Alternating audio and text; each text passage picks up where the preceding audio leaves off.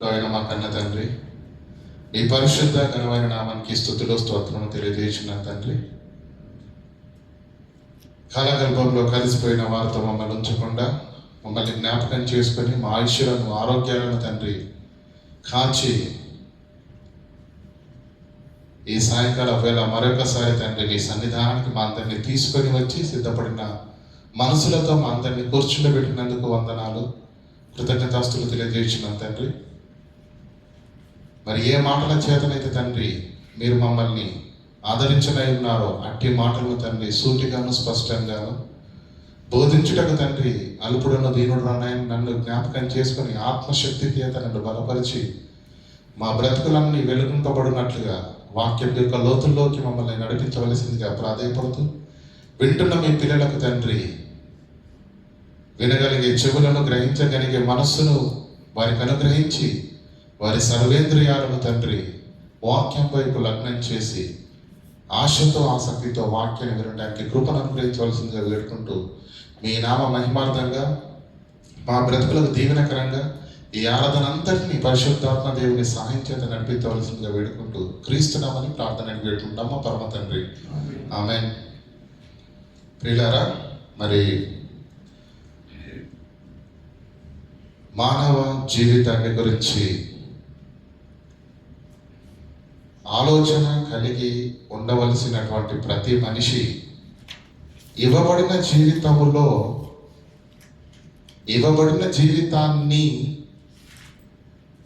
కొనసాగించటానికి, సంపాదించడానికి, కూడబెట్టడానికి, అర్థమవుతుంది, ఇవ్వబడిన జీవితాన్ని ఎలా రన్ చేయాలని ఆలోచిస్తున్నాడే తప్ప ఇది ఎందుకు ఇవ్వబడింది అనే ఆలోచన మాత్రం మనిషికి లేదు. చిన్నప్పటి నుంచో సామెత బాగా విన్నామండి, కోటి విద్యలు ఎన్నటండి, ఓ 1,00,000 విద్యలు కోటి కొరకు, మిగతా అన్ని పరలోకం కొరకు అంటే బాగుండేది. ఎన్నట కోటి విద్యలున్నా అన్ని దేనికోసం అంట, కూడు దేనికి, శరీరం కొరకు, జానడి పొట్టలు. ఈ కూడు ఎంతవరకు అవసరం మనకు? ఈ భోజనం ఎంతవరకు అవసరం మనకు? చెప్పండి. ఇందులో నుంచి ఊపిరి వెళ్ళేంత వరకే. అది వెళ్ళిపోతే దీనికి ఆకలి ఉండదు, తప్పిక ఉండదు. అంటే ఈ కోటి విద్యలు దేనికి ఉపయోగపడుతున్నాయన్నమాట? 60 సంవత్సరాల జీవితానికే తప్ప ఈ చావు అనే దాన్ని దాటిన తరువాత ఉన్న అనంత జీవితంలోకి తీసుకువెళ్ళడానికి ఈ కోటి విద్యల్లో ఏ ఒక్క విద్య కూడా పనిచేస్తుందా? లేదు. నిత్య జీవాన్ని చూపించే ఏకైక విద్య దేవుని విద్య. అది కోటి విద్య లాంటిది కాదు. 1,01వ విద్య దేవుడు మనకు అనుగ్రహించిన విద్య. ఈ విద్య, ఈ జ్ఞానం సంఘంలో మాత్రమే, దేవుని సన్నిధిలో మాత్రమే దొరుకుతుంది తప్ప బయట మేధావులు అనబడిన వారికి కూడా ఈ జ్ఞానము తెలియదు. ఇంజనీర్ కావచ్చు, డాక్టర్ కావచ్చు, స్కాలర్ కావచ్చు, జీవిత పరమార్థాన్ని మాత్రం ఎరిగిన వారు కారు. ఏ పాటి వారం కాకపోయినా దేవుని కృప మనపై ఉన్నది కాబట్టి అల్పులమైన మనము, పామరులమైన మనకు, ఎన్నికలేని మనకు ఎంత మహాజ్ఞాన సంగతులు దేవుడు నేర్పిస్తున్నాడో మరొకసారి మీరు జ్ఞాపకం చేసుకోండి ప్రియులారా. మరి జీవిత పరమార్థాన్ని గురితెరిగిన మనము ఎరగకుండా ఉన్న ఈ మానవ సమాజంలో ఉంటున్న మనము మన పాత్రను ఎలా పోషించాలి? మన పాత్రను ఎలా పోషించాలి? చాలా జాగ్రత్తగా వినండి ఈ పాఠాన్ని ప్రియులారా, చాలా అవసరం. నేను చాలా మీకు అర్థమయ్యేటట్టుగా మాట్లాడడానికి ప్రయత్నం చేస్తున్నాను. భూమి మీద ఉన్నటువంటి మనము, మీరు ఎక్కడున్నారు అని ఎవరినైనా ప్రశ్నిస్తే ఏమంటారండి? నేను ఇంటి దగ్గర ఉన్నాను అంటాడు, లేదంటే తల్లిదండ్రుల ఆధీనంలో ఉన్నాము మేము అంటారు, లేదంటే స్కూల్లో ఉన్నాము, హాస్టల్లో ఉన్నాము, రక్త సంబంధాల మధ్య ఉన్నాము అని మనం అనుకుంటాం, స్నేహితుల మధ్య ఉన్నాము అని అనుకుంటాం. కానీ రక్త సంబంధాల మధ్య ఉన్న మాట నిజమే, స్నేహితుల దగ్గర ఉన్న మాట నిజమే, కుటుంబంలో ఉన్న మాట నిజమే. వీటన్నిటితో పాటు అతి భయంకరమైన మహాశక్తులు, 2 అదృశ్య శక్తులు, ఒకటి దేవుడు, రెండు దయ్యం. ఈ రెండు అదృశ్య మహాశక్తుల మధ్యలో కూడా మానవ జీవితము ఉంది. రెండు అదృశ్య మహాశక్తులు, ఒకటి దేవుడు, రెండు దయ్యం. ఈ రెండు శక్తుల మధ్యలో మనిషి జీవితం ఉంది. బంధువులు, స్నేహితులు, కుటుంబంతో పాటుగా ఈ రెండు కూడా ఉన్నవి మన జీవితంలో. ఎందుకు ఈ మాట చెప్తున్నంటే ప్రియులారా, ఈ రెండు శక్తులు మనిషి కొరకు ఏం చేస్తున్నాయి తెలుసా?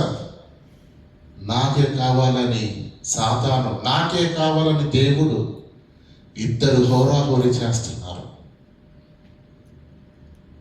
ఈ మాట మీకు పాఠం అయ్యే చివరిలో అర్థమవుతుంది. ఎందుకంటే మనం ఎక్కడికో వెళ్ళాలనుకుంటాం, కానీ అక్కడికి మాత్రం ఖచ్చితంగా వెళ్ళాం. ఎవరినో కలవాలనుకుంటాం, కానీ ఎవరెవరినో కనిపిస్తూ ఉంటాడు దేవుడు. ఎక్కడికి వెళ్ళామో, ఎవరిని కలిసామో, ఎందుకు వెళ్ళామో మనకు అర్థం కాదు.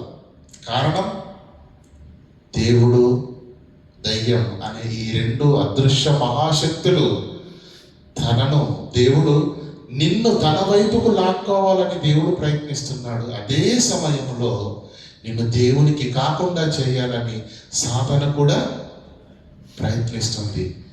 ఈ రెండు శక్తుల మధ్య మనిషి జీవితము ఉంది ప్రియులారా.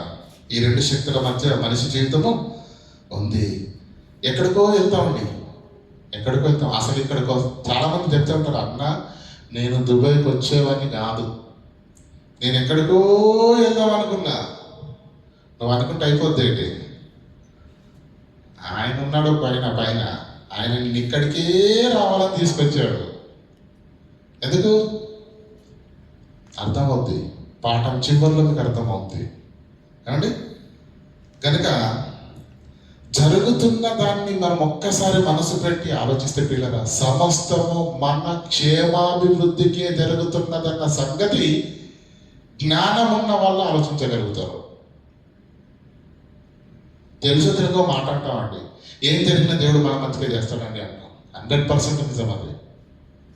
ఏం చేసినా దేవుడు మన మంచికే, సమస్తము సమకూడి మనకు క్షేమాభివృద్ధి కలిగించడానికి దేవుడు చేస్తాడు ప్రియులారా. అయితే మీ అందరికీ నేను ఒక ప్రశ్న వేయాలనుకుంటున్నాను ప్రియులారా. పరలోకము ఎవరు వెళ్తారు చెప్పండి?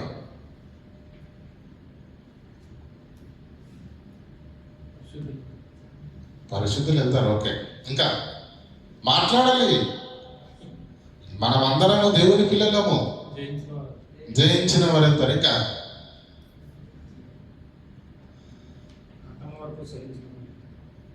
అంతం వరకు సహించిన వారు. ఇంకా అందులో నీవున్నావా? నేనున్నానా? తెలియదు. ఒక అద్భుతమైన మాట ప్రియులారా, అపోస్తలుడైన పౌలు రోమా సంఘానికి రాస్తూ మనందరినీ ఆలోచింపచేయ ఒక అద్భుతమైన మాట రాశాడు. చూడండి, రోమీలకు రాసిన పత్రిక 8వ అధ్యాయము 28, 29, 30 వచనాలు. దేవుని ప్రేమించు వారికి అనగా ఆయన సంకల్పము చొప్పున పిలువబడిన వారికి, ఆయన సంకల్పము చొప్పున పిలువబడిన వారికి మేలు కలుగుటకై సమస్తమును సమకూడి జరుగుచున్నవని ఎరుగుదుము. ఎందుకనగా తన కుమారుడు అనేక సహోదరులలో జ్యేష్ఠులగునట్లు దేవుడు ఎవరిని ముందు ఎరిగెనో వారు తమ కుమారునితో స్వారూప్యం గలవారగుటకు వారిని ముందుగా నిర్ణయించాడు. ముందుగా నిర్ణయించాడు అంటే దాని అర్థం ఏంటంటే తెలుగులో, ఇంగ్లీష్లో ముందుగా నిర్ణయింపబడిన వారు అంటే ఏంటి? దే ఆర్ సెలెక్టెడ్, అంతేనా? ఇంకా ముందుగా నిర్ణయించను, ఎవరిని ముందుగా నిర్ణయించను వారిని పిలిచెను, ఎవరిని పిలిచెనో వారిని నీతిమంతులుగా తీర్చెను. ఎవరిని నీతిమంతులుగా తీర్చెనో వారిని మహిమపరిచెను. మహిమపరచబడడం అంటే ఏంటి చెప్పండి? జ్ఞాపకార్థ గుడికలకి వెళ్ళారా? మహిమా ప్రవేశం అని రాస్తారు. ఫోటో వేసి ఏమని రాస్తారండి? మహిమ అంటే దాని అర్థం ఏంటి? మహిమపరచబడడం అంటే ఏంటి? నిత్యంలోనికి నిత్యత్వంలోనికి నడిపించబడడం. కింది నుంచి వద్దాం. అపోస్తలుడైన పౌలు పైనుంచి కిందికి చెప్పాడు కదా, మనం కింది నుంచి వద్దాం. ఏమంటుంది ఇక్కడ? కొందరిని ఏం చేశాడంట? మహిమపరచడంట. ఎవరిని మహిమపరచడంట? ఎవరు నీతిమంతులు? అదే ఎవరు నీతిమంతులుగా ఎవరు తీర్చబడ్డారు? ఎలా తీర్చబడ్డారు? రోమీలకు రాసిన పత్రిక 5వ అధ్యాయం 8-9 వచనాలు చదవండి. అయితే దేవుడు మన ఎడల తన ప్రేమను వెల్లడపరుచున్నాడు. ఎట్లనగా మనమింకను పాపులమై ఉండగానే క్రీస్తు మన కొరకు చనిపోయెను. కాబట్టి ఆయన రక్తము వలన ఇప్పుడు మీరు నీతిమంతులుగా తీర్చబడి మరింత నిశ్చయముగా ఆయన ద్వారా ఉగ్రత నుంచి రక్షింపబడుదురు. ఎలా నీతిమంతులయ్యారటండి? క్రీస్తు రక్తము ద్వారా నీతిమంతులయ్యారు. అంటే మహిమలోనికి ప్రవేశించే వాళ్ళు ఎవరన్నమాట? క్రీస్తు రక్తము చేత కడగబడ్డారు. మరి ఎవరు కడగబడ్డారు? ఎవరు కడగబడ్డారు? చదవండి, అక్కడే వాక్యంలో చూద్దాం. ఎవరు కడగబడ్డారు? ఎవరిని మహిమపరిచాడు? ఎవరిని నీతిమంతులుగా తీర్చిన వారిని మహిమపరిచాడు అన్నాడు. ఎవరిని నీతిమంతులుగా తీర్చాడు ఆయన? ఎవరిని ముందుగా నిర్ణయించెనో. అర్థమవుతుందా? ఎవరిని దేవుడు ముందుగా నిర్ణయించాడో వారినే తన యొక్క ఆకర్షణ చేత సంఘములోనికి తీసుకొని వచ్చి బాప్తిస్మము ద్వారా క్రీస్తు రక్తము ద్వారా కడగబడి నీతిమంతులుగా తీర్చాడు అని మన వాక్యం చెబుతుంది. ఎవరిని నీతిమంతులుగా తీర్చాడు? దేవుడు ఎవరినైతే ముందుగా నిర్ణయించాడు. ఎవరిని నిర్ణయించాడు మరి ముందుగా?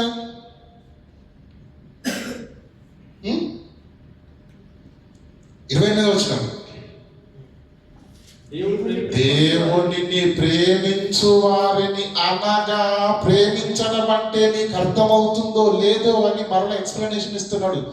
దేవుణ్ణి ప్రేమించువారు అనగా వచ్చిన వాళ్ళందరూ దేవుణ్ణి ప్రేమించరు. ఆయన సంకల్ప ప్రకారముగా పిలువబడిన వారికి, దేవుణ్ణి ప్రేమించు వారికి అనగా ఆయన సంకల్ప ప్రకారంగా పిలువబడిన వారికి మేలు కలుగుటకై సమస్తమును సమకూడి జరుగుతుంది. అర్థం కావాలి ప్రియులారా మీకు ఈ వాక్యంలో ఈరోజు? దేవుడిని ఎవరైతే ప్రేమిస్తారో, దేవుడు ఎవరైతే తన సంకల్ప ప్రకారంగా పిలిచాడో, ఎవరినైతే దేవుడు ముందుగా నిర్ణయించుకున్నాడో ఆ నిర్ణయించుకున్న వారిని తన ఆకర్షణ చేత లోకంలో ఉన్న వారిని తన వైపుకు తెచ్చుకొని క్రీస్తు రక్తం చేత కడిగి నీతిమంతులుగా తీర్చి వారిని మహిమపరచబోతున్నాడు అన్నాడు ఇక్కడ వాక్యంలో. అయితే ఆ సంకల్ప ప్రకారంగా పిలువబడిన వారిలో, దేవుణ్ణి ప్రేమించే వారిలో, దేవుడు ముందుగా నిర్ణయించబడిన వారిలో నీవున్నావా? నేనున్నానా? అర్థమవుతుందండి? సమస్తమును సమకూడి మేలు జరుగుటకై జరుగుచున్నవని ఎరుగుదుము. ప్రియులారా, ఇప్పుడు నేను మీకు వేసే ప్రశ్న ఏంటంటే, ఇక్కడ ఏమంటాడు? ఎవరినైతే నీతిమంతులుగా తీరుస్తానో, ఎవరిని పిలుస్తానో వారిని ఏమంటారంటే అక్కడ ఎవరిని నిర్ణయించాడో నిర్ణయించిన వాళ్ళని, సెలెక్ట్ అయిన వాళ్ళని మాత్రమే పిలిచాడంట. ఎవరిని పిలిచాను? అందరిని కాదా? సెలెక్ట్. సెలెక్ట్ అయిన అంటే పిలవడం అందరికి ఉంటుందండి. ఆ పిలుపుకు లోబడి వచ్చే వాళ్ళు ఎవరు? ఎవరైతే నిర్ణయింపబడిన వాళ్ళు మాత్రమే వస్తారు. వచ్చిన వాళ్ళని ఏం చేశాడు దేవుడు? ఎవరిని పిలిచాను? ఎవరిని పిలిచాడో వారిని నీతిమంతులుగా వారిని నీతిమంతులుగా తీర్చాడు. నీతిమంతులుగా తీర్చాడు. వారిని నీతిమంతులు. ఎవరైతే నీతిమంతులుగా తీర్చబడ్డారో వారిని మహిమలోకి చేర్చుకున్నాడు. అంటే నీ రక్తము చేత కడిగబడిన వాళ్ళంతా మహిమలోనికి వెళ్ళారు. ఈ వీరిని ఎందుకు నీతిమంతులుగా తీర్చాడంటే వీరిని ముందుగా దేవుడు ఏం చేశాడట? నిర్ణయించాడు. Selected people. అర్థమవుతుందండి? ఏదైనా బహిరంగ సభలకు వెళ్ళామనుకోండి, మనం దేవుని వాక్యం ఉందంటే ఏ పాస్టర్ గారు వచ్చి వెళ్తామేలమ్మా, మనం అలా చక్కగా బైబిల్ తీసుకుని వెళ్తున్నాం అనుకోండి, ఏమండి సుబ్బారావు గారు రండి ఇక్కడ స్టేజ్ మీద కూర్చుంటే అంటారా? స్టేజ్ మీద కూర్చుంటారంటే ఎవరు పడతారు అక్కడ కూర్చుంటారా? అక్కడ సెలెక్టెడ్ పీపుల్ మాత్రమే కూర్చుంటారు. గౌరవనీయులైన వాళ్ళు, పెద్దలు, సంఘ కాపరులు, వాక్యోపదేశకులు కూర్చుంటేది అది. అక్కడ నిర్ణయింపబడిన వారు మాత్రమే కూర్చుంటారు. ఎవరు పడితే వారు కూర్చోరు. మరి ఇక్కడ ఎవరిని ముందుగా పిలిచినో వారిని నిర్ణయించాడు. నిర్ణయించబడిన వారిని నీతిమంతులుగా తీర్చాడు. నీతిమంతులుగా తీర్చిన వారిని ఏం చేశాడు? మహిమలోకి మహిమపరచడం ఉంది కదా. అయితే ప్రియులారా, చాలా జాగ్రత్తగా ఆలోచించాలి వాక్యాన్ని. వాక్యం అనగానే కథల పుస్తకం కాదు. వాక్యం అనగానే ఏదో ఒక వాక్యాన్ని పట్టుకొని అండ్ వితండవాదం చేయడం కాదు. భూతకాలము, వర్తమాన కాలము, భవిష్యత్ కాలాలతో ఇమిడి ఉన్నది కనుక ఏ మాట ఎప్పుడు ఎక్కడ ఎందుకు మాట్లాడాడో సందర్భానుసారంగా కూడా మనం ఆలోచించవలసిన అవసరత ఉంది. మత్తయి సువార్త, మార్కు సువార్త తీయండి, మత్తయి సువార్త తీయండి. మత్తయి సువార్త 28వ అధ్యాయము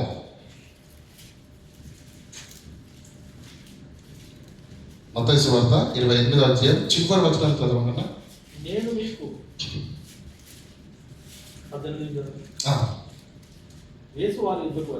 యేసు వారి యొద్దకు వచ్చి పరలోకమందును భూమి మీదను నాకు సర్వాధికారము ఇయ్యబడి ఉన్నది.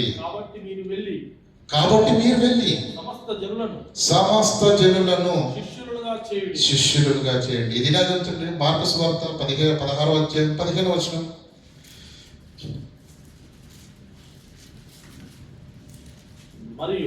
మరియు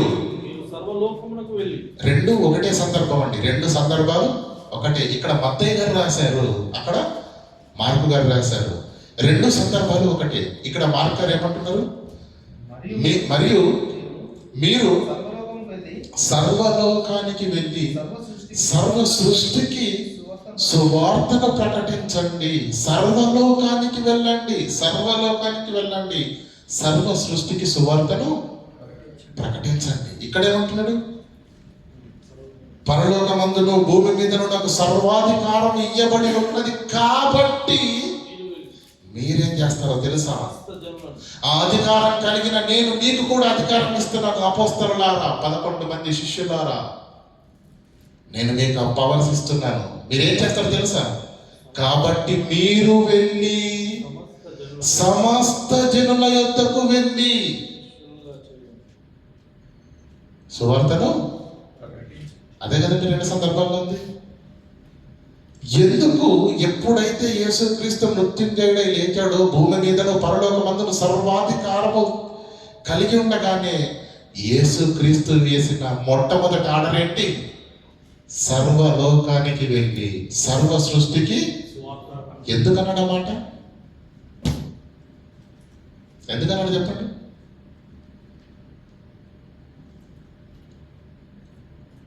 ఎందుకన్నాడండి? ఆలోచించాలా వద్దా? మన ప్రియతమ ముఖ్యమంత్రి గారు ఉన్నారు, రేవంత్ రెడ్డి గారు, అవునా కదా?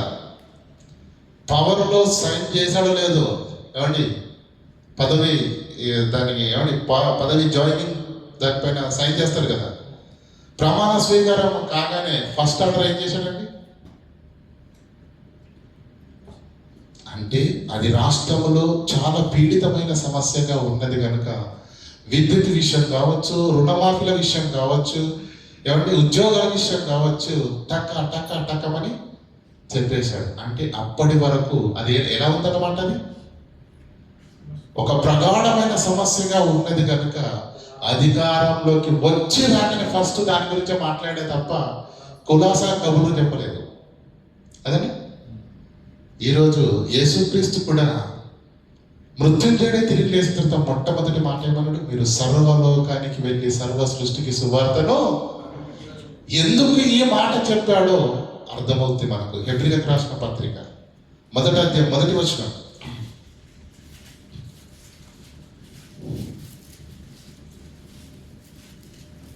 పూర్వకాలం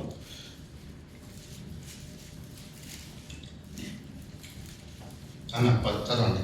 పూర్వకాలం ముందు నానా సమయములలోనూ నానా విధములుగా ప్రవక్తల ద్వారా మన పితరులతో మాట్లాడిన దేవుడు ఈ దినముల అంతమందు కుమారుని ద్వారా మనతో మాట్లాడాడు. ప్రియులారా, పూర్వకాలమందు ప్రవక్తల ద్వారా, దేవదూతల ద్వారా, పితరుల ద్వారా మాట్లాడిన తదనంతరము చివరిలో ఎవరొచ్చారు? తన ప్రియ కుమారుని ద్వారా కూడా మాట్లాడాడు. ఏమంటే ప్రవక్తలు వచ్చి చెప్పినా, దేవదూతలు వచ్చి చెప్పినా, పితరులు చెప్పినా, ఎవరు చెప్పినా ఏం చెప్పారు? దేవుని మాటను ప్రజలకు తెలియజేశారు. అంటే వాక్యమేనా కదా?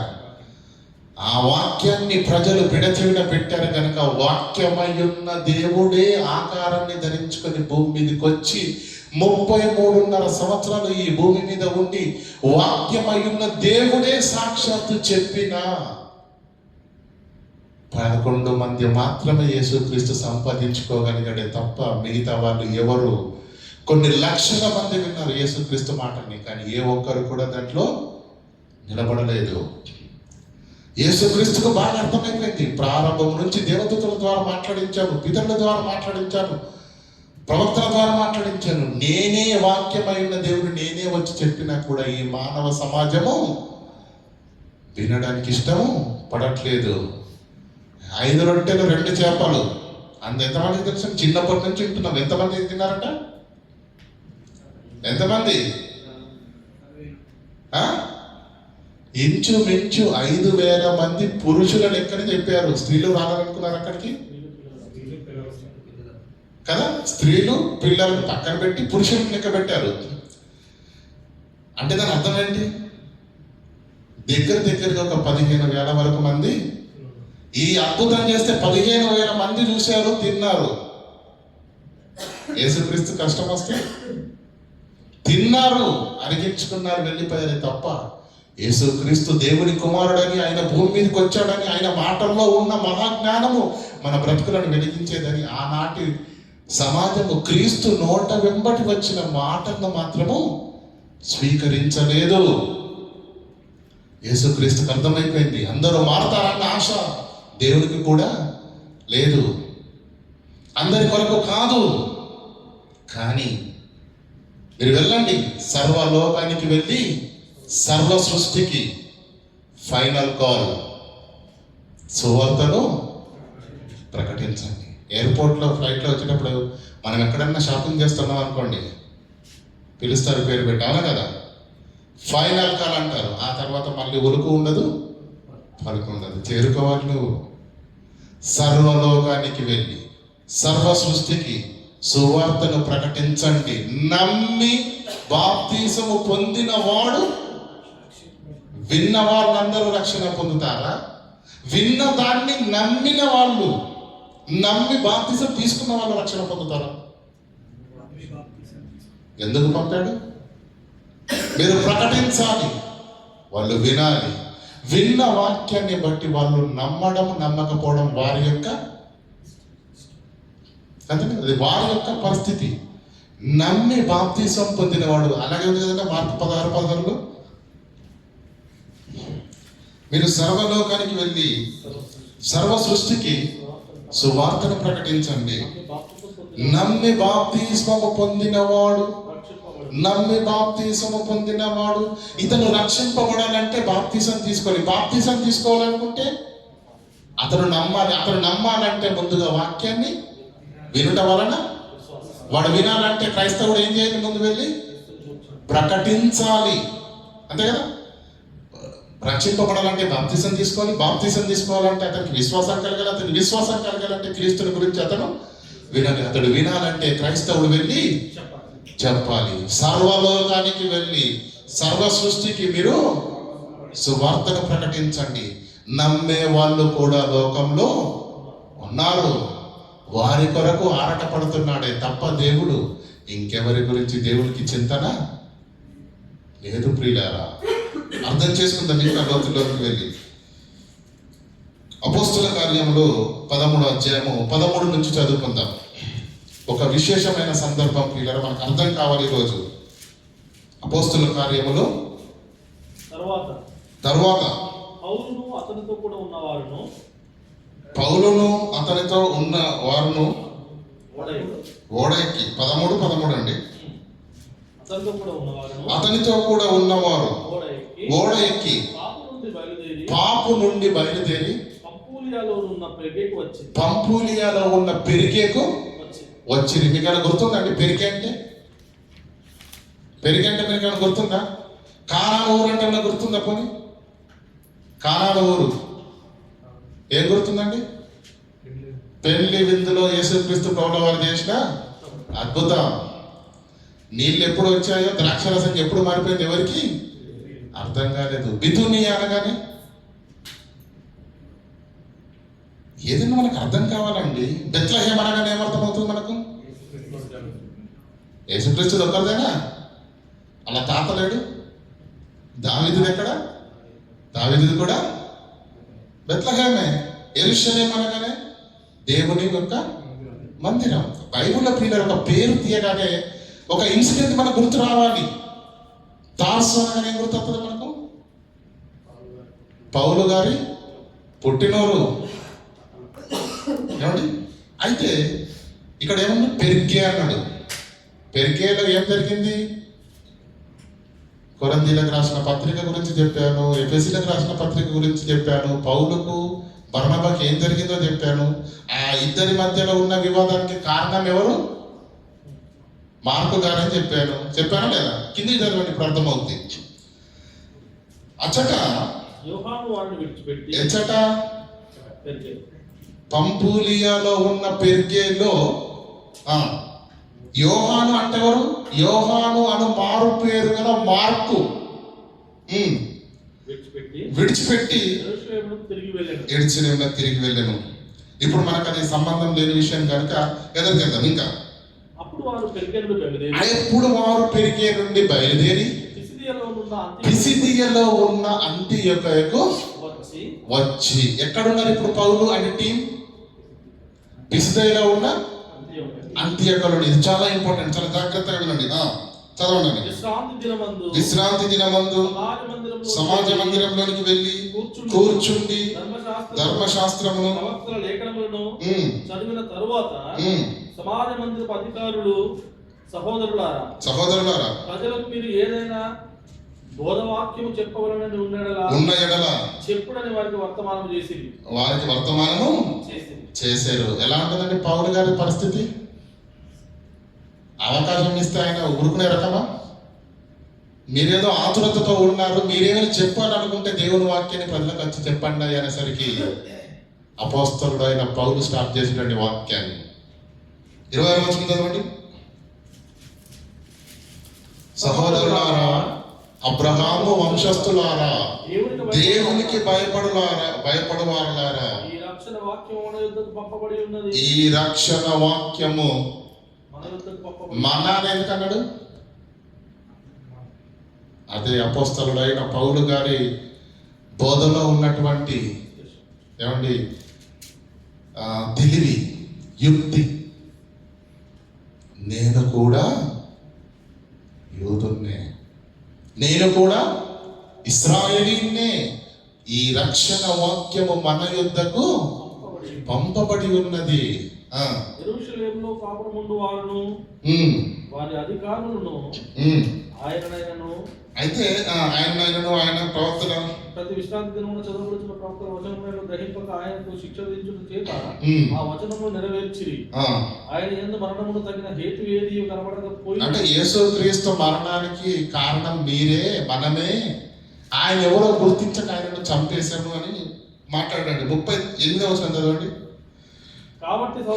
కాబట్టి సహోదరులారా, మీకు మనము నిరాకరించిన ఈ యేసు ద్వారానే పాపక్షమాపణ ప్రచురమగుచున్నదని మీరు మోషే ధర్మశాస్త్రము వలన ఏ విషయంలో నీతిమంతులుగా తీర్చబడలేరో ఆ విషయంలో అన్నిటిలో విశ్వసించు ప్రతివాడు ఈయన వలననే నీతిమంతులుగా తీర్చబడనని మీకు తెలియగాక. అంటే ఇశ్రాయేలీలకు యేసే లోక రక్షకుడు, యేసు నామంలోనే రక్షణ అనేది విశ్రాంతి దినమందు సమాజ మందిరంలోకి వెళ్ళి పౌలు ప్రకటిస్తున్నాడు. ఎక్కడ? పిసిదియలో ఉన్న అంత్యోక్యలో ఏమంటే యూదులో ఉన్నారు, అన్యులు కూడా ఉన్నారు. అలా వాక్యం చెప్పినప్పుడు 42వ వచనం, వాక్యం చెప్పేంత వరకు చెప్పారండి, చెప్పేంత వరకు చెప్పారు. కొందరు మాత్రమే వాక్యాన్ని హత్తుకున్నారు, కానీ అనేకులు పట్టించుకోలేదు. అప్పుడు పౌలు ఏం చేశాడు చూడండి. వారు సమాజ మందిరంలో నుంచి వెళ్ళుచుండగా ఎవరైతే ఆ వాక్యానికి కనెక్ట్ అయ్యారో వారు పౌలు దగ్గరికి వచ్చి ఏమంటున్నారు, మరుసటి విశ్రాంతి దినమున ఈ సంగతులు ఇంకా మాకు లోతుగా చెప్పండి, దయచేసి దైవ సేవకులారా మీరు మమ్మల్ని దాటి వెళ్ళొద్దు అని చెప్పి బ్రతిమలాడుతున్నారు. అక్కడ మాతో చెప్పవలన జనులు వేడుకొని సమాజ మందిరములోని వారును లేచిన తర్వాత అనేక యూదులను భక్తిపరులైన యూద మత ప్రవిష్టులను పౌలును బర్నబాను వెంబడించి కనెక్ట్ అయిపోతున్నారు వీళ్ళంతా వాక్యానికి. ఓకేనా? కిందికి రండి. వీరు వారితో మాట్లాడుచు దేవుని కృప యందు నిలకడగా ఉండవలనని వారిని హెచ్చరించును. ఏమండి, గత వారము వాక్యం చెప్పిన తర్వాత పౌలు వెళ్ళబోతుండగా జనులు ఏమన్నారు? మరుసటి విశ్రాంతి దినములకు ఈ సంగతులు మాకు చెప్పమని వేడుకున్నారు కదా. మరుసటి విశ్రాంతి దినం కూడా వచ్చేసింది. 44వ వచనం, మరుసటి విశ్రాంతి దినమున దాదాపుగా ఆ పట్టణమంతయు దేవుని వాక్యం వినుటకు కూడి వచ్చెను. ఎంత వచ్చిందంటండి? దాదాపు ఆ సిటీ మొత్తం కూడి వచ్చిందంటే ఎంత అద్భుతం ఆలోచించండి ప్రియులారా. పట్టణం దేవుని వాక్యం వినడానికి వచ్చిందంటే ఎన్ని వందల మంది ఉంటారో ఒకసారి ఆలోచించండి ఆ రోజుల్లో కదా. దాదాపుగా కొన్ని వేల వరకు కూడా రావచ్చు. పట్టణం అంటే సామాన్యమైందండి, సిటీ. యూదుల అన్యుల యూదులు ఎవరు? దేవుని పిల్లలు, ధర్మశాస్త్రం కలిగిన వారు, ఇశ్రాయేలీలు, దేవుని ప్రజలుగా పిలువబడుతున్న వారిలో దేవుని వాక్యానికి అవిధేయులైన కొంతమంది యూదులు జన సమూహమును చూసి మత్సరముతో నిండుకొని, ఏంట్రా ఈరోజు ఇంతమంది వచ్చేసారు, మేము ప్రధాన యాజకులుగా ఉండి వాక్యాన్ని చెప్తా ఉంటే కొంతమందే ఉన్నారు, ఈ పౌలంట ఏమండి పౌలు ఇంకెవరు? బర్నబా కాదు, పౌలుతో ఎవరున్నారండి?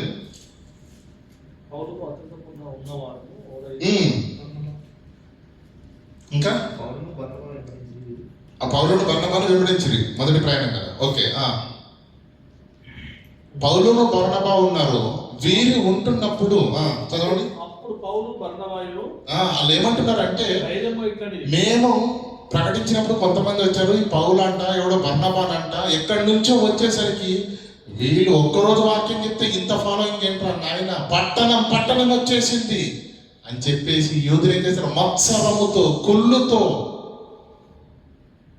నిండుకొని ఏం చేశారట, పౌలు చెప్పిన వాటికి చదవండి, మత్సరముతో నిండుకొని దూషించుచు పౌలును బర్నబాను పౌలు చెప్పిన వాటికి అడ్డము చెప్పిరి. అంటే దేవుని వాక్యాన్ని ఒక దైవ సేవకుడు నిలవబడి మాట్లాడుతుంటే అక్కడున్న యూదులు, మత్సరముతో నిండుకున్న యూదులు, దేవుని వాక్యానికి లోబడిన యూదులు ఏం చేస్తున్నారట,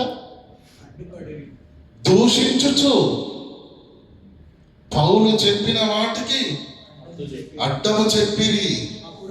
అప్పుడు పౌలు బర్నబాయు ధైర్యంగా ఇట్లనిరి, దేవుని వాక్యము మొదట మీకు చెప్పుట అవశ్యకమే, అయినను మీరు దాన్ని త్రోసివేసి ఉన్నారు కనుక మిమ్మును మీరే దేనికి, నిత్య జీవానికి అపాత్రులుగా ఎంచుకొని ఉన్నారు. ఇదిగో మేము మీ యొద్ద నుండి అన్యుల యొద్దకు వెళుతున్నామని చెప్పేసి వాళ్ళు వెళ్ళిపోయారండి. నీవు బూదిగంతముల వరకు రక్షణార్థముగా ఉన్నట్లు నిన్ను అన్ని జనులకు వెలుగుగా ఉంచి ఉన్నాను అని ప్రభువు మాకు ఆజ్ఞాపించిరని వాళ్ళని విడిచారు అన్యుల సమాజములోనికి. ఇంతకుముందు ఎక్కడ చెప్పాడు వాక్యం ఆయన, ఇప్పుడు ఎక్కడ సమాజంలోకి వెళ్ళాడు. సమాజం మందిరం కాదు, చర్చి కాదు, సమాజంలోకి వెళ్ళి ఏం చేశాడు పౌలు గారు, ఇదంతా జరుగుతుంది ఎక్కడ, పిసిదియలోని అంతియకాయలో జరుగుతుంది. సమాజ మందిరంలో నుంచి సమాజంలోకి వెళ్ళి వాక్యం ప్రకటిస్తున్నాడు పౌలు. అన్యజనులు ఆ మాటలు విని సంతోషించి దేవుని వాక్యమును మహిమపరిచిరి. మరియు ఆ పందాన్ని అండర్లైన్ చేసుకుంటే, మరియు నిత్య జీవమునకు నిర్ణయింపబడిన వారందరూ దేవుని వాక్యాన్ని విని విశ్వాసించిరి. దేవుని వాక్యాన్ని విని వాక్యాన్ని విశ్వసించిరి. ఎవరు నిత్య జీవానికి నిర్ణయింప. ఎక్కడున్నారు వాళ్ళు నిన్నటి వరకు? పౌలు గారు వాక్యం చెప్పనంత వరకు వాళ్ళు ఎక్కడున్నారు? సమాజంలో ఉన్నారా? సంఘానికి వెలుపల ఉన్నారా? పాపంలో ఉన్నారా? లోకంలో ఉన్నారా?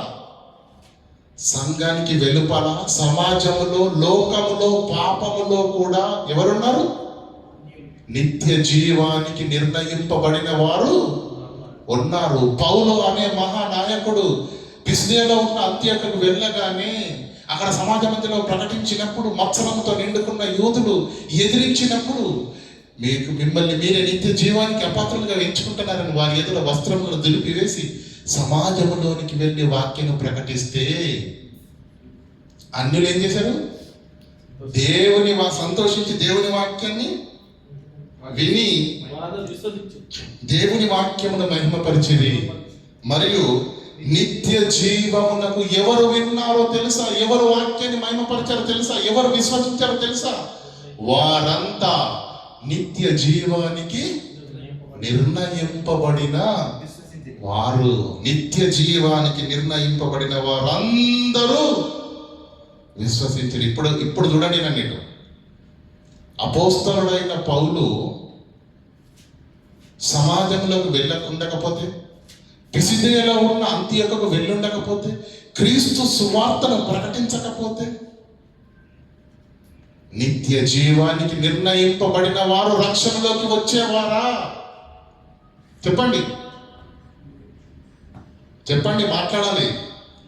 పౌలు ఒకవేళ పిసిదియలో ఉన్న అంత్యోక్యకు వెళ్ళకపోతే, ఆయన సమాజంలోనికి వెళ్ళి వాక్యాన్ని ప్రకటించకపోతే, నిత్య జీవానికి నిర్ణయింపబడిన వారు సంఘములోనే కాదయ్యా, సంఘానికి వెలుపల, సమాజములో, లోకములో, పాపములో కూడా ఇంకా ఉన్నారు. వారందరినీ సేకరించడానికి అపోస్తలులకు యేసుక్రీస్తు ఇచ్చిన మొట్టమొదటి ఆజ్ఞ, మీరు సర్వలోకానికి వెళ్ళండి. నిర్ణయింపబడిన వారు ఉన్నారు, నా సంకల్ప ప్రకారంగా పిలువబడి వారు ఉన్నారు. వారిని చేర్చుకోవాలి, వారిని నేను సంపాదించుకోవాలి. వారి యొద్దకు మీరు వెళితే వారు నా యొద్దకు వస్తారు. పిసిదియలో ఉన్న అంత్యోక్యలో అన్యులుగా ఉన్నవారు దేవుని వాక్యం వినని వారు. పౌలు అనే మహానాయకుడు వెళ్ళి వారికి వాక్యాన్ని ప్రకటించగానే ఏం జరిగింది? 48వ వచనం, అన్యజనులు ఆ మాటను విని సంతోషించి దేవుని వాక్యమును మహిమపరిచిరి మరియు నిత్య జీవమునకు నిర్ణయింపబడిన వారు అందరూ విశ్వసించిరి. ఎక్కడ జరిగింది సభ? ఎవరు విన్నారు వాక్యాన్ని? అన్యులే కదండి వీళ్ళంతా విన్నది. అంటే అన్యుల్లో కూడా ఎవరున్నారన్నమాట. చూడండి, అన్యుల్లో ఎవరున్నారు? నిత్య జీవానికి నిర్ణయింపబడిన వారు. మనం చిన్నప్పటి నుంచి ఒక మాట చదువుకుంటాం యేసుక్రీస్తు గురించి. ఏది? లూకా సువార్త 9వ అధ్యాయం 10వ వచనం 18వ వచనం చూడండి ఒకసారి. లూకా సువార్త 19:10.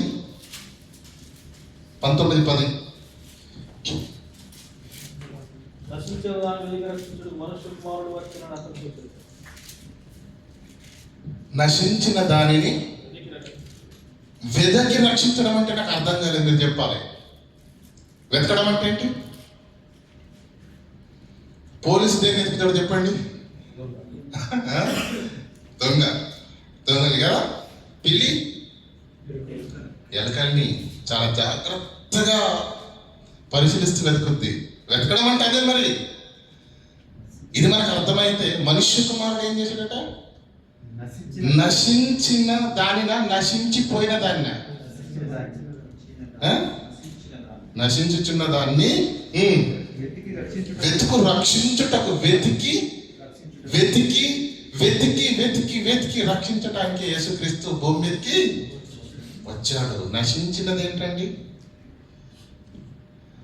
అపోస్తలుడైన పౌలు గారు కనుక అంత్యోక్యలో ఉన్న, పిసిదిలో ఉన్న అంత్యోక పట్టణానికి వెళ్ళి ఉండకపోతే, ఆ సమాజ మందిరం వారు ఆయన తిరస్కరించి వెలివేయబడిన తదనంతరం ఆయన సమాజంలోనికి వెళ్ళి వాక్యాన్ని ప్రకటించకపోతే, ఈ క్రీస్తు సువార్త అనేది అన్యులకు అందకపోతే ఎక్కడికి వెళ్ళేవారండి వాళ్ళంతా?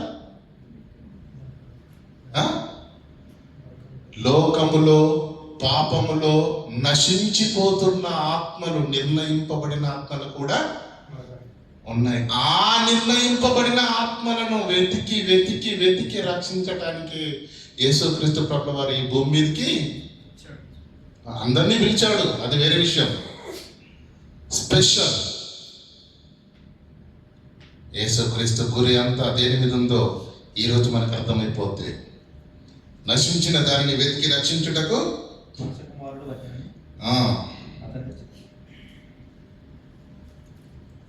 నిత్య జీవానికి నిర్ణయింపబడిన వారందరూ వాక్యమును విశ్వసించిరి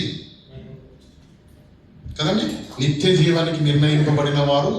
మరి ఇంతకాలం మనము సంఘమే వెళ్ళొద్దాం అనుకున్నాం. మరి సంఘమే పరలోకం వెళ్ళొద్దాం అనుకున్నాం. అన్యులంతా పాతాళానికి వెళ్ళిపోతారు అనుకుంటున్నాం.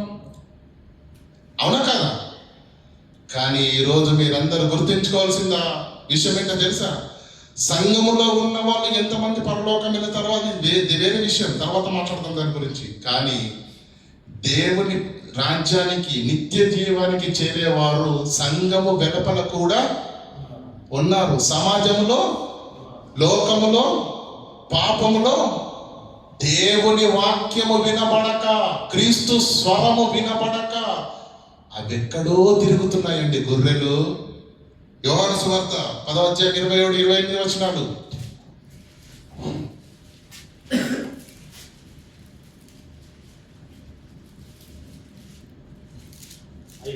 అయితే వీరు నా గొర్రెల్లో చేరిన వారు కారు. 27-28 నా గొర్రెలు నా స్వరము విను. నా గొర్రెలు నా స్వరమును వినును. పౌలు, నువ్వు వెళ్ళి ప్రకటించు. నా స్వరాన్ని వినే గొర్రెలు కూడా అక్కడ ఉన్నాయి. నిత్య జీవమునకు నిర్ణయింపబడిన వారందరూ వాక్యమును అంగీకరించి విశ్వసించిరి. నా గొర్రెలు నా స్వరమును వినును. నా గొర్రెలు నా స్వరమును విను. నా స్వరము వినబడక, నా స్వరము చేరక అవి ఎక్కడెక్కడో తిరుగుతున్నాయి గొర్రెలు. కానీ అవి నా గొర్రెలు, అది నా మంద. నా గొర్రెలు నా యుద్ధకు చేర్చాలంటే నా మాట వారి యుద్ధకు వెళ్ళాలి. నా గొర్రెలు నా స్వరమును వినును. నా స్వరము వినిపించటానికే అపోస్తలులారా మీరేం చేయాలో తెలుసా? సర్వలోకమునకు వెళ్ళి సర్వ సృష్టికి నా స్వరము వినిపించాలి. ప్రలోభాలు పెట్టి కాదు, నా స్వరమును వినిపించాలి. నా గొర్రెలు అపోస్తలుడైన పౌలు ఆ సంఘాన్ని ఏమని పిసిదియలో ఉన్న అంత్యోక్యకు ఉండకపోతే సమాజంలో అజ్ఞులుగా ఉన్న అనేకులు దేవుని విశ్వసించేవారా? ఒక్కసారి మీరు ఆలోచించండి. విశ్వసించేవారండి అపోస్తల కార్యంలో?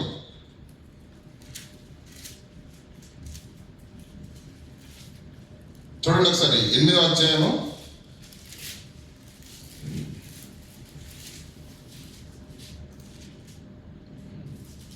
దానికంటే ముందు అపోస్తల కార్యంలో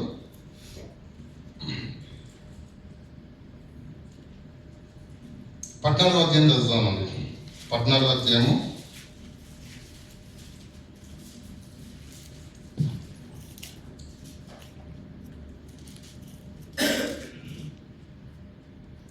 మొదటి 2 వచనాలు చదవండి. ఇకోనియాలో అంటే ఇప్పుడు ఇంతవరకు ఏం జరిగింది? పిసిదియలో ఉన్న అంత్యోక్యలో అనేకులు అన్యజనులు ఏమయ్యారు? దేవుని సంఘానికి చేర్చబడ్డారు. అన్యజనుల్లో నుంచి కూడా దేవుని వైపుకు త్రిప్పబడ్డారు. నిత్య జీవమునకు నిర్ణయింపబడిన వారందరూ విశ్వసించారు. ఇప్పుడు ఇకోనియాలో ఏం జరుగుతుంది చూడండి. వారు కూడి యూదుల సమాజ మందిరంలో ప్రవేశించి తేటగా బోధించినందున అనేకులు యూదులను గ్రీకు దేశస్థులను విశ్వసించిరి. అయితే అవిధేయులైన యూదులు అన్యజనులను పురిగొలిపి వారి మనస్సులలో సహోదరుల మీద పగను పుట్టించిరి. ఏమండి? సహోదరుల మీద ఏం చేశారట? పగ పుట్టించగా. కాబట్టి వారు ప్రభువును ఆనుకొని ధైర్యంగా మాట్లాడొచ్చు అక్కడ బహుకాలం గడిపిరి. ప్రభువు వారి చేత సూచక క్రియలను అద్భుతములను చేయించి తన కృపా వాక్యములకు సాక్ష్యం ఇప్పించుచుండెను. ఆ పట్టణపు జనసమూహములలో భేదములు పుట్టగా ఏం పుట్టిందట? భేదము పుట్టగా కొందరు యూదా పక్షముగాను అంటే కొందరైనా రక్షింపబడ్డారా లేదా? అక్కడ అపోస్తలుల పక్షంగా ఉన్నారంటే అపోస్తలుల యొక్క బోధన వాక్యాన్ని విని వారి వాక్యంతో ఏకీభవించారు. అవునా? కొందరు అపోస్తల పక్షముగా ఉండిరి. మరియు అన్యజనులను యూదులను తమ అధికారులతో కలిసి వారి మీద పడి వారిని అవమానపరిచి రాళ్ళు రుబ్బి చంపవలనని ఉండేది. వారు ఆ సంగతి తెలుసుకుని లుకైలోని అక్కడ నుంచి ప్రియులారా ఇలా పట్టణంలోనికి వెళుతూ ఉంటే ప్రియులారా ప్రతి పట్టణంలో కొందరు రక్షించబడినట్టుగానే ఉంటుంది. మీరు అపోస్తల కార్యం ఇంటికి వెళ్ళిన తర్వాత చదవండి. ఓకేనా? 16వ అధ్యాయం తీయండి.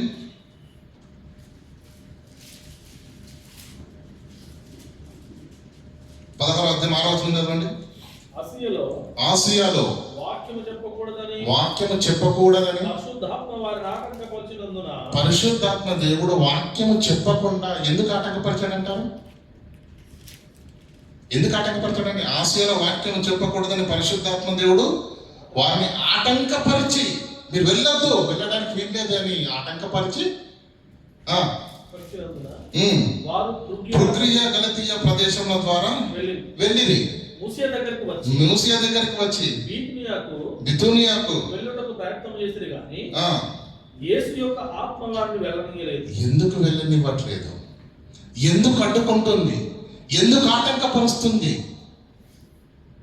పౌలో కాలు నీ గనక నువ్వు నిర్ణయం తీసుకొని నువ్వు ఎక్కడికి పడితే అక్కడికి వెళ్తాను అనుకుంటున్నావా?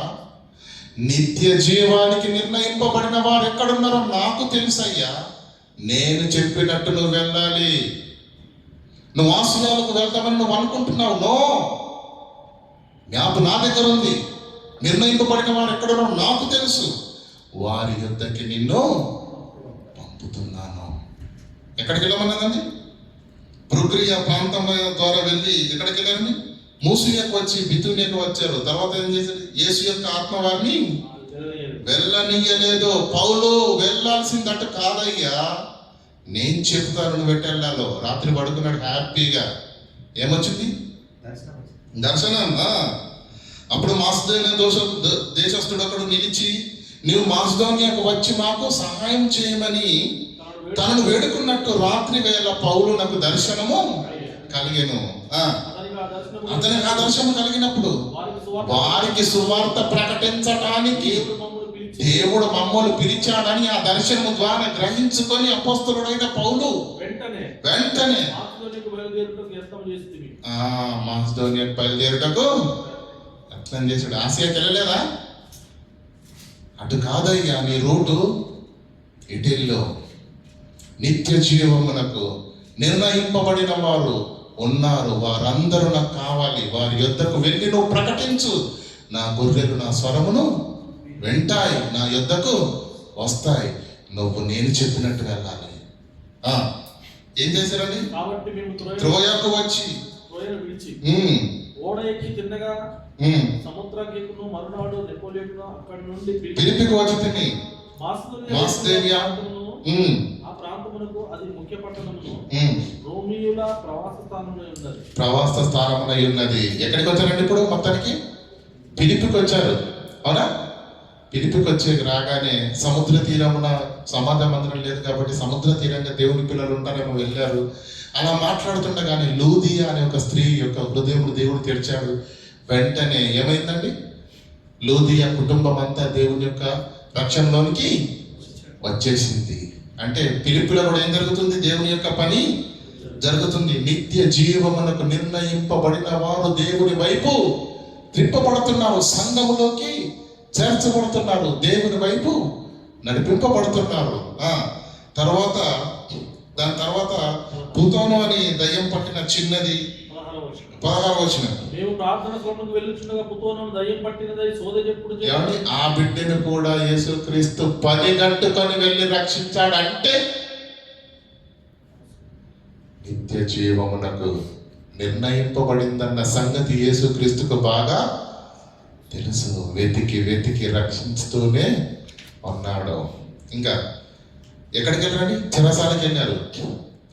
చెరసాల కుటుంబాన్ని అంటే చెరసాల నాయకుని యొక్క కుటుంబం కూడా ఏం చేశాడు? చెరసాలలో ఉంటున్నప్పుడు దేవుని పాటలు పాడి ఖైదీలను మార్చాడు.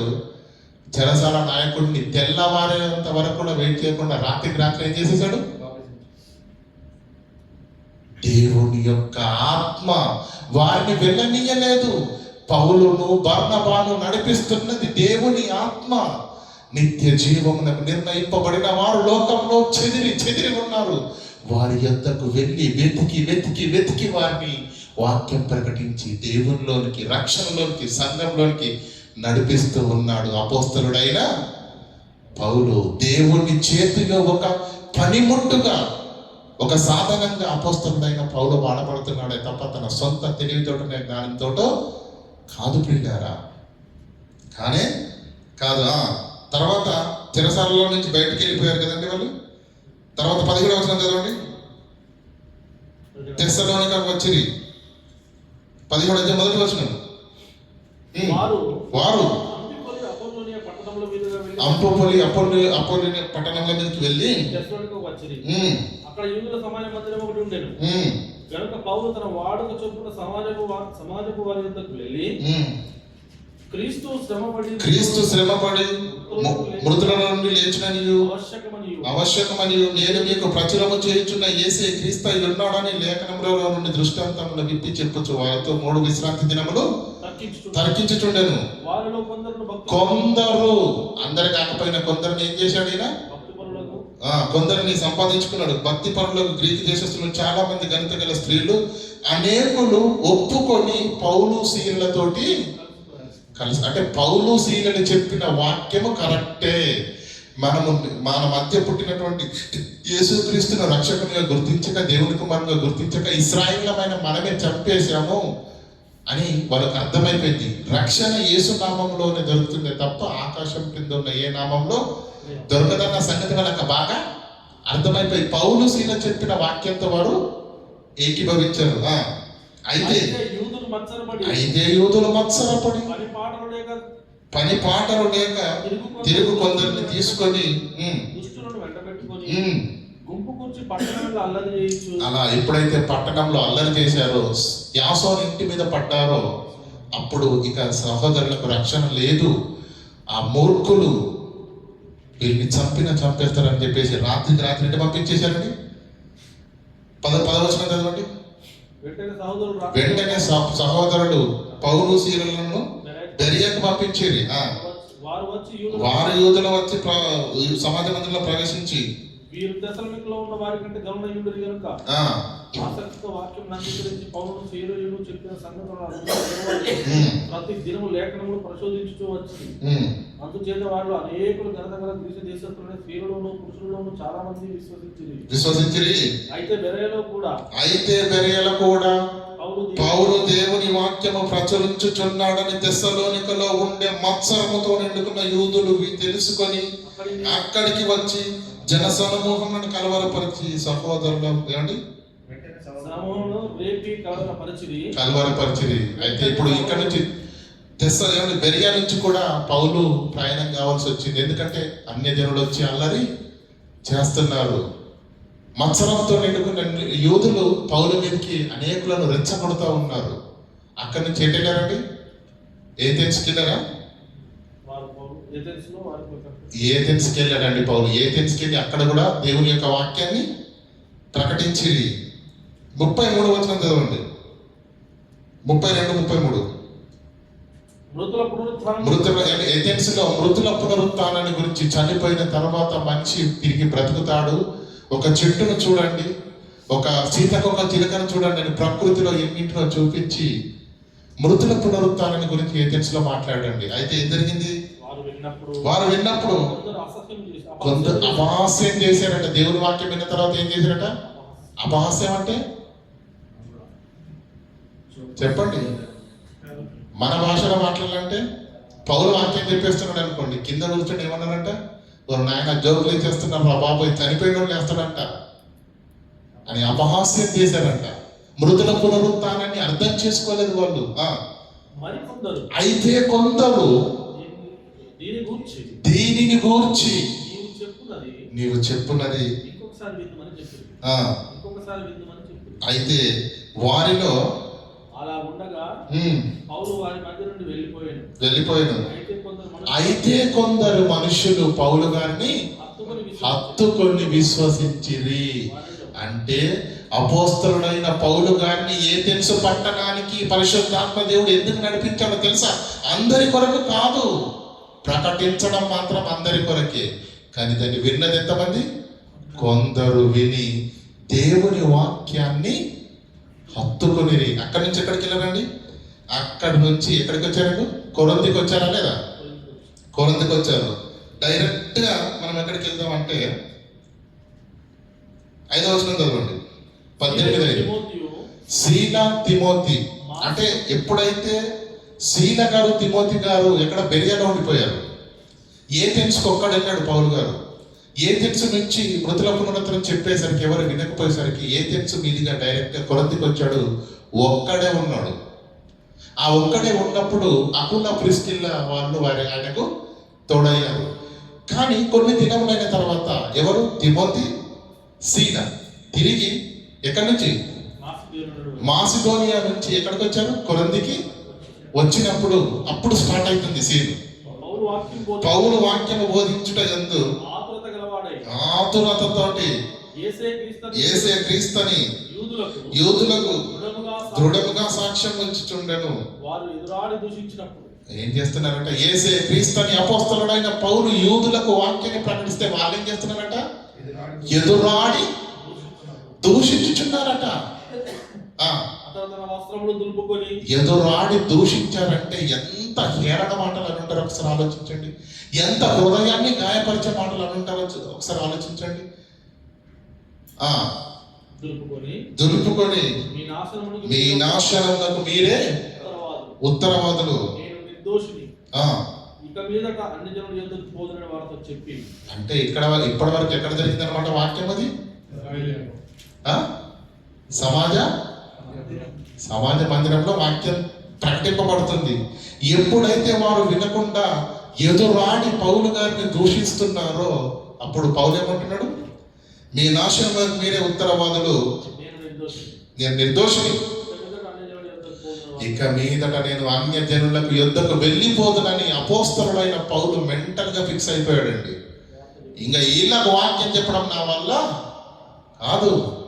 దేవుని వాక్యాన్ని నిలబడి ప్రకటిస్తుంటే నేను చేసిన తప్పేంటి, నేను చేసిన వారికి అన్యాయం ఏంటి, ఎందుకు దూషిస్తున్నారు, ఎందుకు ఎదురాడుతున్నారు, ఎందుకు నా పైన పగపెట్టుకుంటున్నారు అని అపోస్తలుడైన పౌలు ఇక నేను మీద వీళ్ళకు వాక్యమును ప్రకటించను అని చెప్పేసి ఏమంటున్నాడు?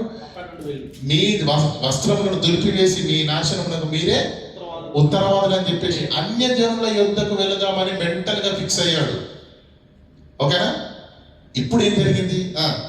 అక్కడి నుండి వెళ్ళి అక్కడి నుండి వెళ్ళి ఎంత దూరం వెళ్ళాడు? ఎంత దూరం వెళ్ళాడు ఇప్పుడు మనకు అర్థమవుతుంది. అక్కడ నుండి వెళ్ళి దేవుని యందు భక్తి గల ఏమండి తీతియు యూస్తు అని ఒక యూదుని ఇంటికి వచ్చాను.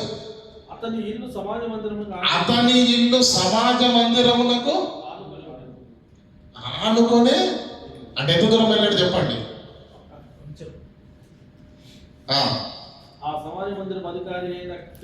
క్రిస్పు తన ఇంటి వారందరితో కూడా ప్రభు యందు విశ్వాసం ఉంచాను. ఎప్పుడైతే పౌలు గారు నేను అన్యుల జద్దకు వెళుతాను, నేను ఇక్కడ వాక్యం ప్రకటించలేను అని ఆయన అనుకున్నాడు, వెంటనే దేవుడు ఎంత దూరం వెళ్ళనిచ్చాడండి? ఇంచు కూడా కదలనివ్వలేదు. సమాజ మందిరమును ఆనుకొని ఉన్న ఒక యూదుని, భక్తి గల యూదుని ఇంటికి వెళ్ళాడు. ఆ యూదుడు అతన్ని పిలిచాడు, నా ఇంట్లో ఉండమని వేడుకున్నాడు. అప్పుడు ఏం జరిగింది? అక్కడ నుండి వాక్యం ప్రకటిస్తున్నప్పుడు సమాజ మందిరపు అధికారి వారు ప్రభు యందు విశ్వాసం ఉంచి నంబర్ 1. మరియు కొరింథీలో అనేకులు విని విశ్వసించి దేవుని యొక్క రక్షణలోనికి వారు వచ్చారు, బాప్తిస్మము పొందారు. రాత్రి పడుకున్నాడు పౌలు. వెళ్ళిపోదాం అనుకున్నాను, అన్యుల యుద్ధకి వెళ్ళిపోదాం అనుకున్నా. ఈ కొరింథీలో ఉన్నటువంటి యూదులు మత్సరంతో నిండుకొని ఇంత ఘోరంగా, ఇంత ఘాటుగా, ఇంత ఎదురాడి నన్ను దూషిస్తున్నప్పుడు నేను ఎందుకు ఇక్కడ వాక్యం చెప్పాలని వెళ్ళాలని మెంటల్ గా ఫిక్స్ అయిపోయాడు. కానీ రాత్రి వేళ ఏం జరుగుతుందో తెలుసా? దర్శనమందు ప్రభు నువ్వు భయపడక మాట్లాడాలి. అపోస్తలుడు అయిన పౌలు, నువ్వు మౌనంగా ఉండొద్దు, నేను నీకు తోడై ఉన్నాను, ఎవ్వడు రాడు, నేను చూసుకుంటాను. అది ఈ పట్టణంలో నాకు బహుజనం ఉందయ్యా. పౌలు ఎవడో ఏదో అనోసరికి నువ్వు గుండెల్లో బాధ తెచ్చుకొని కన్నీళ్లు పెట్టుకొని వాక్యాన్ని విడిచిపెట్టి వెళ్ళిపోదాం అనుకుంటున్నావా? ఈ పట్టణంలో నాకు చాలా జనము ఉన్నది, నా గొర్రెలున్నవి, నా స్వరము వినబడక నాకు దూరంగా ఉన్నవే తప్ప నా స్వరము వినబడితే వచ్చి నన్ను హత్తుకునే గొర్రెలు నా ఈ పట్టణంలో అనేకముగా ఉన్నవి. ఈ పట్టణమందు నాకు బహుజనమున్నదని పౌలుతో ఎవరు వాళ్ళంతా? నిత్య జీవమునకు నిర్ణయింపబడిన వారు, వాక్యము లేక, దేవుని పిలుపు లేక సమాజములో, లోకములో మగ్గిపోతా ఉన్నాయి ఆత్మలు. పౌలు వాటిని నడిపించాలి, వాటిని రక్షించాలయ్యా. ఆసియాకి వెళ్దాం అనుకుంటున్నావేంటి? బిదునేకి వెళ్దాం అనుకుంటున్నావేంటి? రిమోట్ నా చేతిలో ఉంది, నేను చెప్పినట్టుగా నువ్వు వెళ్ళాలి. నిత్య జీవమునకు నిర్ణయింపబడిన వారు ఎక్కడున్నారో నాకు మాత్రమే తెలుసు. దేవుని ఆత్మ వారిని అటు వెళ్ళనియలేదు, ఇటు వెళ్ళేటట్టుగా చేసింది. వెళ్ళు. సమాజ మందిరంలో వాక్యాన్ని ప్రకటిస్తే ఎవడో దుష్టుడైన వాడు నిలబడి నిన్ను గద్దిస్తే, నిన్ను హేళన చేస్తే, నిన్ను దూషిస్తే నీ హృదయం అంతా కకావికలమైపోయి పౌలు దేవుని పనిని పక్కన పాడేసి వెళ్ళిపోదాం అనుకున్నావా? నువ్వు వెళ్ళకూడదయ్యా. ఈ పట్టణంలో నువ్వు ప్రకటించవలసింది చాలా ఉంది. నువ్వు రక్షించవలసిన ఆత్మలున్నవి. ఈ పట్టణంలో నాకు బహు జనమున్నది, వారందరినీ నువ్వు రక్షించాలి. నిత్య జీవమునకు నిర్ణయింపబడిన వారు వారంతా. ఈ వాక్యం వెళితేనే కదా, వాళ్ళు వాక్యం ప్రకటింపబడితేనే కదా వినేది, వింటేనే కదా విశ్వసించేది, విశ్వసిస్తేనే కదా బాప్తిజం తీసుకునేది, బాప్తిజం తీసుకుంటేనే కదా వారు రక్షణలోనికి అడుగు పెట్టేది. నిత్య జీవమునకు నిర్ణయింపబడిన వారు ఈ పట్టణములో ఉన్నారు. పిసిదేలో ఉన్న అంత్యోక్యకు పౌలు ఎందుకు వెళ్ళాడు? ఈకోనియాకి ఎందుకు వెళ్ళాడు? ఫిలిప్పి పట్టణానికి ఎందుకు వెళ్ళాడు? తెస్సలోనికకి ఎందుకు వెళ్ళాడు? బెరోయాకు ఎందుకు వెళ్ళాడు? ఏథెన్స్కి ఎందుకు వెళ్ళాడు? కొరింథీకి ఎందుకు వచ్చాడు? ఎక్కడికి వెళ్ళినా నిత్య జీవమునకు నిర్ణయింపబడిన వారిని దేవుని ఆత్మ చేత నడిపింపబడుతూ సమాజంలోనికి వెళ్ళి దేవుని యొక్క సువార్తను ప్రకటిస్తున్నది అపోస్తలుడైన పౌలు, దేవుని ఆత్మ చేత. అవునా కాదా? ఇప్పుడు మీ అందరికీ పెద్ద ప్రశ్న వేస్తాం. అపోస్తలుడైన పౌలు ప్రయాణించకపోతే, పరుగు ఆపుంటే, పరిగెత్తకపోతే, సంవత్సరానికి ఒక్క పట్టణానికి వెళ్ళుంటే, వాళ్ళు చాలా మంది ఉంటారు కదండి క్రిస్మస్ లో తప్ప మళ్ళీ ఎప్పుడు దేవాలయంలో. అదే క్రైస్తవ్యం. అపోస్తలుడైన పౌలు ఒక్కడి పరుగు ఆగుంటే ఎన్ని ఆత్మలు పాతాళ అగ్నిగుండానికి వెళ్ళాయి ఒక్కసారి ఆలోచించండి. ఆ పౌలు ఒక్కడు పరిగెడితే ఎంతమంది లోకములో నుంచి దేవుళ్ళలోకి వచ్చారు ఒక్కసారి మీరు ఆలోచించండి ప్రియులారా, ఒక్కసారి ఆలోచించండి. సంఖ్యలతో చెరసాలలో పెట్టినా కూడా ఆయన పని మాత్రము అపోస్తలుడైన పౌలు ఎప్పుడు, మనకు చెరసాలు లేవు, సంఖ్యలు లేవు, బల్లెలతో పొడిచినా కూడా మనము కదలం. దేవుని పని అంటే ప్రియులారా రెక్కలు కట్టుకుని ఎగరాలి, పరిగెత్తాలి. మీకు అర్థం కావడానికి మంచి మాట చెప్తాను. రోడ్డు మీద అంబులెన్స్ చూశారు లేదండి? అంబులెన్స్ చూసారా? ఎప్పుడన్నా రెడ్ సిగ్నల్లో అంబులెన్స్ ఆగుతుందండి? ఎందుకు కాదండి? అక్కడ వాహనాలు ఉన్నా కానీ అంబులెన్స్ ఆ సైరన్ విన్నాడంటే పక్కకి వెళ్ళిపోతూ ఉంటాడు, దానికి మార్గం ఇచ్చేస్తూ ఉంటారు. కారణం అత్యవసర చికిత్సను అందించే వాహనం. అంబులెన్స్ ఆగిందంటే ఊపిరి ఆగిపోద్ది, దాని అర్థం అది. ఎందుకంటే అత్యవసర చికిత్స జరుగుతుంది. ఈ పేషెంట్ ఖచ్చితంగా ఆసుపత్రికి వెళ్ళిపోవాలి. మార్గంలో ఏ రూల్స్ రెగ్యులేషన్స్ దాన్ని ఆపవు. ఈ అధికారులు పోలీసులు కూడా అంబులెన్స్ను ఆపరు. కారణం అంబులెన్స్ ఆగిపోతే ఊపిరి ఆగిపోతుంది అన్నది మీ కళ్ళకు తెలిసిన నిజమైతే, అపోస్తలుడైన పౌలు పారుగా ఆగితే కూడా పాతాళ అగ్నిగుండానికి చేరిపోతాయండి ఆత్మలు. నాట్ ఓన్లీ పౌలు, క్రైస్తవుని పరుగు ఆగితే పాతాళ అగ్నిగుండానికి ఆత్మలు చేరిపోతాయి. క్రైస్తవుని మౌనం, క్రైస్తవుని యొక్క నిర్లక్ష్యం, క్రైస్తవుని యొక్క ప్రియులారా పని చెయ్యని ఆ మొండితనం అంతకు మించిన నష్టాన్ని చేకూరుస్తుందన్న సంగతి మీరు గుర్తుంచుకోండి. అపోస్తలుడైన పౌలు ఎందుకు పరిగెత్తాడో తెలుసా? నిత్య జీవమునకు నిర్ణయింపబడిన వారు ఎక్కడున్నారో నాకు తెలియదు, దేవుడు నాకు అప్పగించిన పనిని నేను శక్తి లోపం లేకుండా చేస్తాను. ఆయన ఆకర్షించుకుంటాడు, ఆయన విశ్వసింపజేసుకుంటాడు. నా పనిని నేను మాత్రము చెయ్యాలి. నా పనిని ఏం చేయకపోతే జరగాల్సిన పని అక్కడ ఆగిపోద్ది.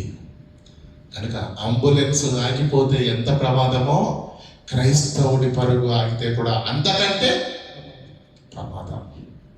ఏమండి? క్రైస్తవుని పరుగు ఆగిపోతే అంతకంటే ఎక్కువ ప్రమాదం ప్రియులారా. చూడండి మత్తయి సువార్త 28వ అధ్యాయం 28వ వచనం. అపోస్తలుడైన పౌలు చెప్తాడు, మత్తయి సువార్త చదవండి 8:28.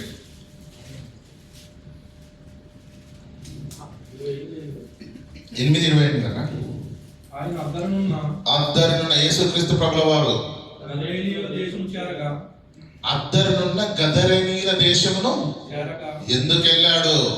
దయ్యములు పట్టిన ఇద్దరు మనుషులు సమాధుల్లో నుండి బయలుదేరి. ఏమండి ఇక్కడ మత్తయి సువార్తలు 2 అని ఉంటది, మార్క్స్ వార్తలు 1 అని ఉంటది, వాటెవర్ ఇద్దరు కానీ ఒకరు కానీ నో ప్రాబ్లం. యేసుక్రీస్తు ఎక్కడి నుండి ఎక్కడికి వెళ్ళాడండి?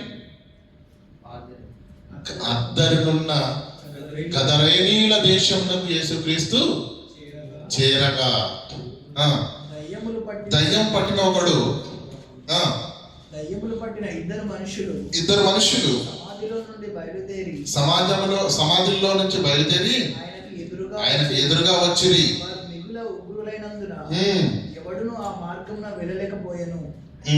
వారు ఇదిగో దేవుని కుమారుడా, నీతో మాకేమి కాలము రాకమునుపే ఇక్కడికి వచ్చిదివా అని కేకలు వేసినప్పుడు వారికి దూరమున గొప్ప పందుల మంద. ఇదంతా మనకు తెలుసు కదండి. దేవుడు వారికి స్వస్థతను దయచేస్తాడు. 34వ వచనం చదవండి.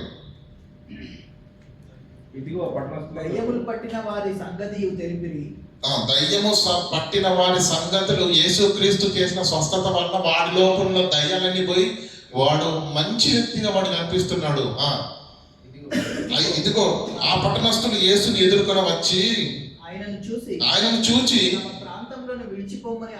ఇంతటి మా కరుడు కట్టినటువంటి సమాధుల్లో తను తాను గాయపరుచుకునే పిచ్చోని నువ్వు న్యాయం చేసావంటే నువ్వెంత గొప్పడివి నాయన, నీకు నమస్కారం రండి అన్నారా? ఆ దయ్యములు పట్టిన వాడిని వెళ్ళగొట్టావంటే నువ్వు ఏ బేతాల నాయకుడివో అనుకున్నారు. ఏమన్నారు జనం? ఏమన్నారండి? ప్రాంతములను విడిచిపోమని ఆయన నీకు దండం పెడతామయ్యా, మా ఊళ్ళోకి మాత్రం నువ్వు ఎందుకు వెళ్ళాడు? గదరేనీల దేశము సువార్త ప్రకటించాడు అక్కడ. నో, వెదికి రక్షించడానికే వచ్చాడు. గదరేనీల దేశంలో కూడా 2 ఆత్మలు దేవుని పిలుపుకు దూరంగా లోకములో పాపములో మగ్గిపోతున్న ఆత్మలను ఒక్క మాటతో రక్షించి స్వస్థ చిత్తుని చేసి అక్కడి నుంచి యేసుక్రీస్తు 9వ వచనం మొదటి వచనం తర్వాత యేసు దోణ ఎక్కి సముద్రమును దాటి తన పట్టణములో, ఏ పట్టణము నుంచి అయితే బయలుదేరాడో ఆ పట్టణానికి తిరిగి గదరేనీల దేశం యేసు ఎందుకు వెళ్ళినట్టు? నిత్య జీవానికి నిర్ణయింపబడిన ఆత్మను రక్షించటానికి కాలక్షేపానికి వెళ్ళలేదండి. యేసుక్రీస్తు ఏ పని చేసినా పర్ఫెక్ట్ ప్లాన్ ప్రకారంగా, నా ఇష్టం నెరవేర్చుకున్నట్టు నేను రాలేదు. యోహాను సువార్త 6:38 నన్ను పంపిన వాని చిత్తం నెరవేర్చడానికి భూమి మీదకి షికారులు కొట్టడానికి కానీ కాలక్షేపానికి కానీ యేసుక్రీస్తు వెళ్ళిన దాఖలను ఏది? గదరేనీల దేశం ఎందుకు ప్రయాణం చేశాడు? ఆ 2 ఆత్మలను కూడా రక్షించడానికి, నిత్య జీవమునకు నిర్ణయింపబడిన వారన్న సంగతి యేసుక్రీస్తుకు తెలుసు కనుక నశించిన దానిని వెతికి రక్షించి వారిని రక్షణలోనికి నిత్యత్వంలోనికి నడిపించడానికి యేసుక్రీస్తు అన్ని మైళ్ళ దూరం ప్రయాణం చేసి వెళ్ళాడండి. యోహాను సువార్త మనకు తెలుసు కదా. గత వారం మనకు సహోదరులు మంచి పాఠం చెప్పారు సమరయ స్త్రీ గురించి. చదవండి 4వ వచనం 4:4.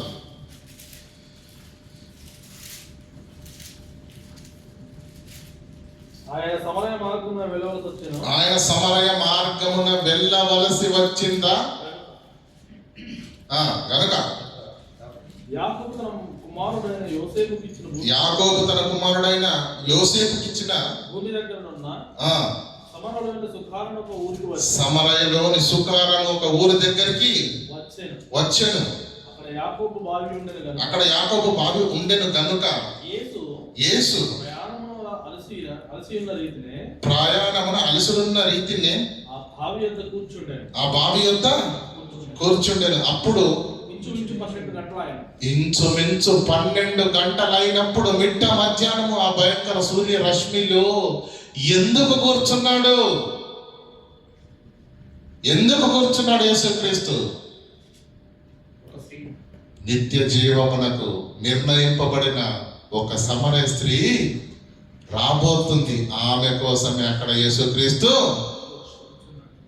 సంకల్ప ప్రకారంగా పిలువబడిన వారికి, నిర్ణయింపబడిన వారికి సమస్తము సమకూడి మేలు కలుగుటకై ఇవన్నీ జరుగుతున్నాయి. సమరయ మార్గమున వెళ్ళవలసిన పని ఎందుకు ఆయనకు వచ్చింది?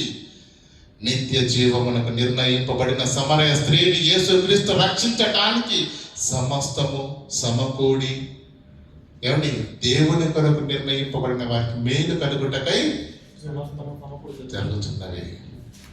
అండి మారిందా లేదండి సమరయ స్త్రీ? యేసుక్రీస్తుని తెలుసుకుంది, ఊర్లోకి వెళ్ళి నేను చేసినవని నాతో చెప్పిన ఈయన చూడండి, ఈయన రక్షకుడు కాదా అని చెప్పి ప్రకటించింది. ఊరంతా తీసుకొచ్చేసింది. అంతేనా? 3 రోజులు ఏం చేసింది? 3 రోజుల కొలదా 1 డే సెమినార్ అయితే పెట్టించింది. చివరిగా ఆ మాట చదవండి, కింద 42వ వచనం నుండి చూడండి. మా మట్టుకు మేము విని, అక్కడ ఊరిలో ఉన్న వాళ్ళు యేసుక్రీస్తు మాటలు విని, మా మట్టుకు మేము విని ఈయన నిజముగా లోక రక్షకుడని తెలుసుకొని మేము నమ్ముచున్నాము అన్నాడండి.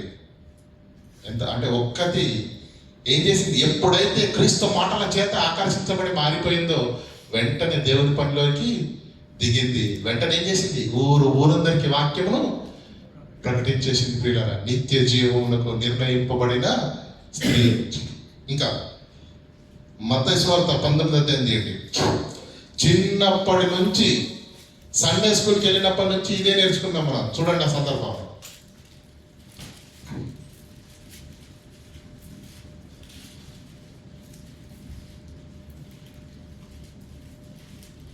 లూకా సువార్త 19వ అధ్యాయం 3వ వచనం.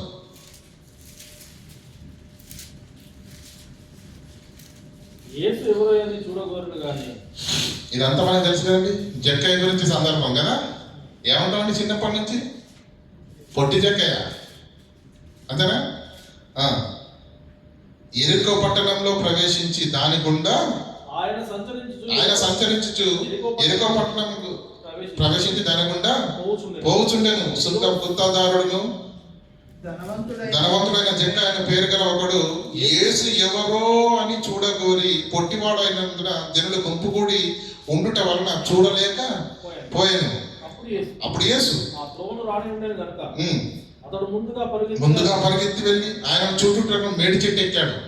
యేసు ఆ చోటుకి వచ్చినప్పుడు ఇప్పుడు ఆలోచించండి, జరుగుతున్న సందర్భం ఏంటి? యేసుక్రీస్తు వాక్యాన్ని ప్రకటిస్తూ ప్రకటిస్తూ ప్రకటిస్తూ ఎరికో పట్టణానికి వచ్చాడు. ఓకేనా? ఎరుక పట్టణానికి వచ్చినప్పుడు ఈయన ఎందుకు చెట్టెక్కాల్సి వచ్చింది? జనులు గుంపు కూడి ఉన్నందున, ఈయన పొట్టివాడు కాబట్టి కనబడదు కాబట్టి చెట్టెక్కాడు. జనులు ఎలా ఉన్నారట? గుంపు కూడి. అంటే యేసు ఎవరో తెలుసుకుందాము, యేసు ఎలా ఉంటాడో చూద్దాము. ఇలా ముట్టగానే స్వస్థత అయిపోతుందట, చనిపోయిన వారిని ముట్టగానే లేచి కూర్చుంటున్నారట, కుష్ఠరోగం పోతుందట, ఏమండి చంద్రవాయం పోతుందట, ప్రతి విధమైన రోగాలు పోతున్నాయట. ఎంత మహానుభావుడు, ఎంత గొప్పవాడు అని యేసు ఎవరో చూడాలని అక్కడ నిలుచున్న జన సమూహము అన్ని కళ్ళు యేసును చూస్తున్నాయి. కానీ యేసు కళ్ళు మాత్రము దేని కొరకో వెతుకుతున్నాయి, ఎవరినో చూస్తున్నాయి. అవి జన సమూహంలో కాదు. ఆయన వెతుకుతున్నది ఏదో ఉంది. చదవండి మాటను. 4వ వచనం. అప్పుడు యేసు త్రోవన రానయ్యుండెను గనుక యేసు ఆ చోటికి వచ్చినప్పుడు కన్నులెత్తి చూచి. ఏ చోటికి వచ్చినప్పుడు? ఎక్కడికి రావాలో యేసుకు తెలుసు. ఎక్కడికి రావాలో అక్కడికి వచ్చాడు. ఏది తన కనులకు కనబడాలో ఆ కనులు కనబడేంత వరకు పాదం ఆపలేదు. ఎప్పుడైతే యేసు చూడాలనుకున్న జక్కయ్య కంటపడ్డాడు. దేన్ని ఎందుకు అక్కడ తెలుసా? ఆయన వెతుకుతున్నది ఆయన కంటపడ్డది కాబట్టి యేసుక్రీస్తు ప్రయాణమును ఆపాడు. దేని కొరకు వెతుకుతున్నాడు అన్నమాట దాని అర్థం. అంతేనా? జక్కయ్య కొరకే వచ్చాడు, ఆయన కొరకే వెతుకుతున్నాడు. జనులందరూ యేసును చూస్తే యేసు కన్నులు మాత్రము జక్కయ్యను చూస్తున్నాయి. కనబడట్లేదు. నడుచుకుంటూ వెళ్తున్నాడు, కనబడట్లేదు జక్కయ్య. తర్వాత చెట్టు మీద కనబడేసరికి ఆగిపోయాడు. కారణం యేసు వెతుకుతున్నది జక్కయ్యనే. జక్కయ్య కోసం వచ్చాడు. ఒకే మాట అన్నాడండి, జక్కయ్య నువ్వు త్వరగా దిగయ్యా, నేడు నేను నీ ఇంట ఉండవలసి ఉన్నది. ఇంతే చెప్పాడండి. ప్రసంగం మాత్రం చేయలేదు ఖచ్చితంగా. ఆయన ఏమన్నాడు చూడండి, అతను త్వరగా దిగి సంతోషంతో వచ్చి ఆయనను చేర్చుకొనెను. అందరూ అది చూచి ఈయన చాలా పాపైన మనుషుల యొద్ద బస చేయవలెనని చాలా సనుక్కొనిరి. జక్కయ్య నిలవబడి ఇదిగో ప్రభువా ప్రసంగం చేశాడండి యేసుక్రీస్తు. ఏమంటాడు జక్కయ్య ఏమంటాడు, ఇదిగో ప్రభువా నా ఆస్తిలో సగము ప్రభు అడిగాడా? ఏమని చెప్పాడా? లేదు, ఇంకేమంటున్నాడు, నేనెవరి యొద్దనైతే అన్యాయంగా తీసుకున్నానో తీసుకున్న ఎడల అతని 4 వంతులు నేను మళ్ళా చెల్లిస్తాను ప్రభుతో చెప్పాను. అందుకు యేసు ఏంటండి ఆ మార్పు? ఎలా మారిపోయాడండి? అదే క్రైస్తవ సమాజానికి యేసుక్రీస్తు చెప్తున్న మాట, నా గొర్రెలు నా స్వరమును నువ్వు వెళ్ళు ప్రకటించు. నీ పని ప్రకటించడం అంతే. అది నా గొర్రె అయితే ఖచ్చితంగా నాకు ఇనుముకు అయస్కాంతంలో ఎవరు చుట్టరికము పెట్టవలసిన అవసరత లేదు. దేవుని ఆకర్షణలోనికి, దేవుని సంబంధమైన ఆత్మ అయితే, నిర్ణయింపబడిన ఆత్మ అయితే, దేవుని సంకల్ప ప్రకారంగా పిలువబడిన వారైతే బయటికి వెళ్ళిపోమన్నా వెళ్ళిపోరు అన్నాడు కదా. అప్పుడు 70 మంది శిష్యులు యేసుక్రీస్తు అన్నాడు లేదా, మీరు కూడా వెళ్ళిపోవాలనుకుంటే గెట్ అవుట్ అన్నాడు. అప్పుడు పేతురు ఏమన్నాడు, నీవే నిత్య జీవం గల మాటలు గల వాడివయ్యా, మేము ఎక్కడికి వెళ్ళేది, మేము సైలెంట్ ఎక్కడ కూర్చుంటాం అన్నాను. అర్థమవుతుందండి? జక్కయ్య గురించి ప్రియులారా, చిన్నప్పటి నుంచి మేడి చెట్టుకి పొట్టివాడు ఎక్కడని నేర్చుకున్నాను తప్ప, పొట్టివాడు కానీ బాగా గట్టివాడు, నిత్య జీవమునకు నిర్ణయింపబడిన వాడు. ఒక్కసారి యేసు వచ్చి, యేసు మాట కూడా మాట్లాడలేదండి, నువ్వు కిందికి రాయ నీ ఇంట బస చేస్తానడు. మార్పు ప్రారంభమైపోయింది. ఎందుకు అంత త్వరగా కనెక్ట్ అయిందో తెలుసా? అవి దేవుని గొర్రెలు, అవి దేవుని స్వరము వినకుండా లోకంలో ఉన్న గొర్రెలు. ఇనుముకు అయస్కాంతానికి చుట్టరికం మనం కొత్తగా కలపాల్సిన అవసరం ఏమి?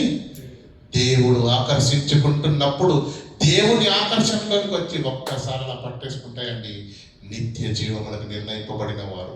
బైబిల్లో ప్రతి ఒక్క భక్తుని చరిత్ర మీరు చూడండి, 1 షాట్ అంతే, ఒక్కసారికి మారిపోతారు. ఒక్కసారికే 100 ప్రసంగాలు ఉండవు, సంవత్సరాల గడువు ఉండదు. సమరయ స్త్రీకి ఎన్ని పాఠం చెప్పాడండి యేసుక్రీస్తు? గదరేలా దేశానికి ఎన్ని మాటలు చెప్పాడండి అతనికి? జక్కయ్య దగ్గరికి ఏ ప్రసంగం చేశాడు చెప్పండి? వ్యభిచారమందు పట్టబడిన స్త్రీ దగ్గరికి వచ్చినప్పుడు ఎవరు, అమ్మ ఇక మీదట నీవు పాపము జీవితంలో పాపం చేయలేదు. దేవుని వాక్యము వినబడక వాళ్ళు లోకంలో ఉన్నారేమో, పాపంలో ఉన్నారేమో, కానీ ఒక్కసారి దేవుని వాక్యము చెవుల వరకు వినబడితే విడిచిపెట్టారండి, ప్రాణాలైనా విడిచిపెడతారు. కానీ దేవుని వాక్యాన్ని, సన్నిధిని, సంఘాన్ని, దేవుణ్ణి విడిచిపెట్టారు. వాళ్ళు నిత్య జీవమునకు నిర్ణయింపబడిన వాళ్ళు, వాళ్ళు సంకల్ప ప్రకారంగా పిలువబడిన వారు, వారు దేవుణ్ణి ప్రేమించేవారు. ఏమండి? వారు దేవుణ్ణి ప్రేమించేవారు ప్రియులారా. కనుక ఇంతవరకు మీరు చూసారు, అపోస్తలుడైన పౌలు గారి ప్రయాణంలో అనేకులు, అన్యులు కూడా క్రీస్తును అంగీకరించారా లేదా? ఆ పౌలే ప్రయాణించకపోతే, ఆ పౌలు అనే ఒక్క క్రైస్తవుడు సంఘములో ఆదివారం వచ్చి తిని కూర్చొని వెళ్ళిపోతే, నాకేం పని లేదన్నట్టుగా, నాకేం బాధ్యత లేదన్నట్టుగా ఒక అపోస్తలుడైన పౌలు నీలా నాలా నామకార్థ వేషధారణ భక్తి కలిగి ఉంటే ఎలా అయ్యేది చెప్పండి? ఒకసారి ఆలోచించండి. ప్రతి ఒక్క క్రైస్తవుడు పరుగులు తీయాలి, బాధ్యతను గుర్తెరిగి, శక్తి లోపము లేకుండా తన పాత్రను క్రైస్తవుడిగా తన జీవితంలో, సంఘములో, సమాజంలో ప్రియులారా తన పాత్రను నిర్వర్తించకుండా ఉండడం అనేది అది చాలా ప్రమాదం. దేవునికి అది చాలా నష్టం. దేవునికి ఏ క్రీస్తు అయితే నీ కొరకు రక్తాన్ని కార్చి తన ప్రాణాన్ని పెట్టి రక్షించాడో నిన్ను రక్షించిన ఆయనకు నీ వలన ఎటువంటి లాభము లేకపోగా తీరని నష్టము చేకూరుతుంది. కారణం నీ నిర్లక్ష్యము, నీ యొక్క పని చేయని సోమరితనం వల్ల కదా. అపోస్తలుడైన పౌలు ఎన్ని సంఘాలను వెలిగించాడు, ఎంతమంది ఆత్మను రక్షించాడు. మనకు తెలిసిన దాన్ని ప్రకటిద్దాం, మనకు ఇవ్వబడిన పనిలో చురుగ్గా ఉందాం. చిన్నప్పటి నుంచి చిన్నాం, చూసినామంటే కాల్చి వస్తాడని, కాల్చకుండా పర్లేదు, చెప్పిన పని చేస్తుందారు. దేవుని పని అనగానే ఎందుకు నిర్లక్ష్యం? మన సొంత పనులకు ఎవడు చెప్పాల్సిన అవసరం లేదు మనకు, అవునా? మన ఉద్యోగాలు కానీ మన కుటుంబాల విషయాలు ఎవ్వరు మనల్ని ఫోర్స్ చేయరు, మనమే బాధ్యత తీసుకుంటాం. సంఘం అంటే నిమ్మకు నీరెత్తినట్లుగానే తప్ప పాత్రను మాత్రం మనము పోషించము. అంబులెన్స్ ఆగిపోతే ఎంత ప్రమాదమో, క్రైస్తవుడి పరుగు ఆగితే కూడా సమాజానికి. ఇప్పుడు చెప్పండి, యేసుక్రీస్తు ఎందుకన్నాడు మీరు లోకమునకు వెలుగు అని? ప్రయాణించాలి, సూర్యుడు ప్రకాశిస్తేనే, ప్రయాణిస్తేనే ప్రియులారా ఈ లోకానికి వెలుగుంటుంది కదా. మరి వెలుగైన మనము ఈ సమాజంలో మన పాత్రను ప్రియులారా మనం పోషించకపోతే ఎన్నో ఆత్మలు రక్షించబడవు ప్రియులారా. దేవుడు నీకు నాకు రక్షణ ఇచ్చి 10 సంవత్సరాలు అవుతుందేమో, 5 సంవత్సరాలు అవుతుందేమో. నువ్వు చేసిన పనిని చెప్పు దేవుళ్ళు, నువ్వు నడిపించింది ఎంతమందిని చెప్పు ప్రియులారా. దేవుని పని అనగానే వాక్యం చెప్పడం ఒకటే కాదు. నన్ను నడిపించింది ఒక అన్న, ఏ పాస్టర్ నుంచి నాకు వాక్యం చెప్పలేదు. ఒకనొక సమయంలో నువ్వు ఖచ్చితంగా ఈరోజు రావాలి బ్రదర్, ఇండియా నుంచి పాస్టర్ వచ్చాడు, నేను ఇన్నిసార్లు అడుగుతున్నందుకన్నా రావచ్చు కదా అంటే ఆయన మాట కాదనలేక వెళ్ళాను.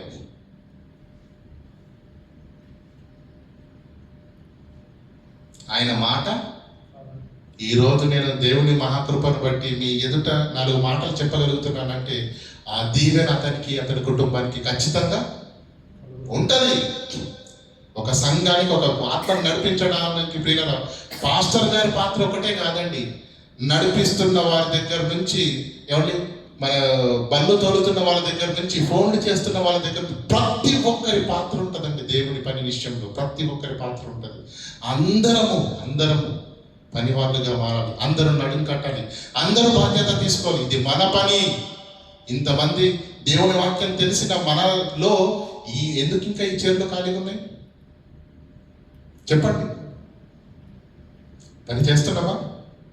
అది మీరే ఆలోచించండి ప్రియులారా, అది మీరే ఆలోచించండి. నిత్య జీవమునకు నిర్ణయింపబడిన వారు ఒక చోట లేరు, ఒక దేశంలో లేరు, ఒక జిల్లాలో లేరు, లోకమంతగా ఉన్నారు వాళ్ళు. అయితే వారు ఎలా ఉన్నారు తెలుసా? వేరే వేరే ఖండాల్లో ఉన్నారు, వేరే వేరే దేశాల్లో ఉన్నారు, వేరే వేరే రాష్ట్రాల్లో, వేరే వేరే జిల్లాల్లో ఉన్నారు, వేరే వేరే భాషలు మాట్లాడేవారుగా ఉన్నారు, వేరే వేరే వర్గాలలో ఉన్నారు, వేరే వేరే కులాల్లో ఉన్నారు, వేరే వారే విశ్వాసాల్లో ఉన్నారు. కానీ వాళ్ళు కూడా నిత్య జీవానికి నిర్ణయింపబడిన వారు. దేవుని వాక్యం వారి యొద్దకు వెళ్ళక ముందే అపవాది వాడి యొద్దకు వెళ్ళి వాడిని మార్చేశాడు. దేవునికి పనికిరాని వాడిగా చేసేసాడు, దేవునికి దూరస్తుడిగా వాడిని చేసేసాడు. క్రైస్తవుడు వెళ్ళకపోతే వాడు నశించి పాతాళానికి వెళతాడు. నువ్వు పరుగులు తీయాలి. ప్రతి యొద్దకు ఈ సత్య సువార్తను తీసుకుని వెళితే అపోస్తలులు చేశారు కదండి. అలా ప్రతి క్రైస్తవుడు ప్రలోభాలు పెట్టే బోధ గురించి నేను చెప్పట్లేదు, మళ్ళీ దాని గురించి మాట్లాడితే చాలా టైం అవుతుంది. ఈ రాజ్య సువార్తను సకల జనులకు లోకమందంతటా ప్రకటించవలెను. అపోస్తలులకు అదే చెప్పాడు, సర్వలోకమునకు వెళ్ళి సర్వ సృష్టికి. నా బెంగెంట తెలుసా? నిత్య జీవమునకు నిర్ణయింపబడిన వారికి ఈ వాక్యం అందకపోతే వాళ్ళు దేవునిలోకి రారు, రక్షణలోకి రారు, తద్వారా వాళ్ళు చనిపోయి మరణించి పాతాళానికి వెళ్ళిపోతారు. కనుక నేను సర్వలోకానికి వెళ్ళి సర్వ సృష్టికి మీరు సువార్తను ప్రకటించండి. నమ్మి బాప్తిసం పొందిన వాడు నా యొద్దకు వస్తాడు. వాడు నమ్మాలంటే ముందు నువ్వేం చేయాలి? ప్రకటించాలి. క్రైస్తవుని పరుగు ఆగిపోతే ఎంత ప్రమాదం అర్థమైందా? ఉపవాసం అనగానే అన్నం తినేసి ఏం సాధిస్తారో నాకు అర్థం కావట్లేదండి. యెషయా గ్రంథంలో మనకు దేవుడు చక్కగా చెప్పాడు ఉపవాసానికి నిర్వచనం ఏంటో. గాడి మ్రాను మేకులు తీయాలి. పిసిదిలో ఉన్న అంత్యోకులోనికి వెళ్ళి మేకులన్నింటినీ తీసేశాడు అపోస్తలుడైన పౌలు. నిజమైన లోకరక్షకుడు యేసు అని చెప్పాడు. అన్యజనులు దేవుని వాక్యమును విని మహిమపరిచిరి, మరియు నిత్య జీవమునకు నిర్ణయింపబడిన వారందరూ యేసును విశ్వసించారు.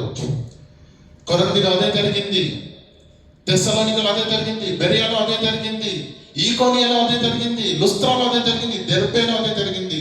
ప్రతి పట్టణానికి వెళుతున్నప్పుడు ఎవరి యూదులైన వారు దేవుని వాక్యాన్ని విన్నారు, యూదులు కాని అన్యులు కూడా ఎప్పుడైతే పౌలు ప్రకటిస్తున్న వాక్యాన్ని విన్నారో యేసు క్రీస్తును రక్షకుడిగా అంగీకరించి క్రైస్తవులుగా మారారు లేదా? చివరిగా మాట చదువుకొని ముగించుకుందాం. రోమిలకు రాసిన పత్రిక ప్రారంభంలో చదివిన మాట చదువుకొని ముగించుకుందాం.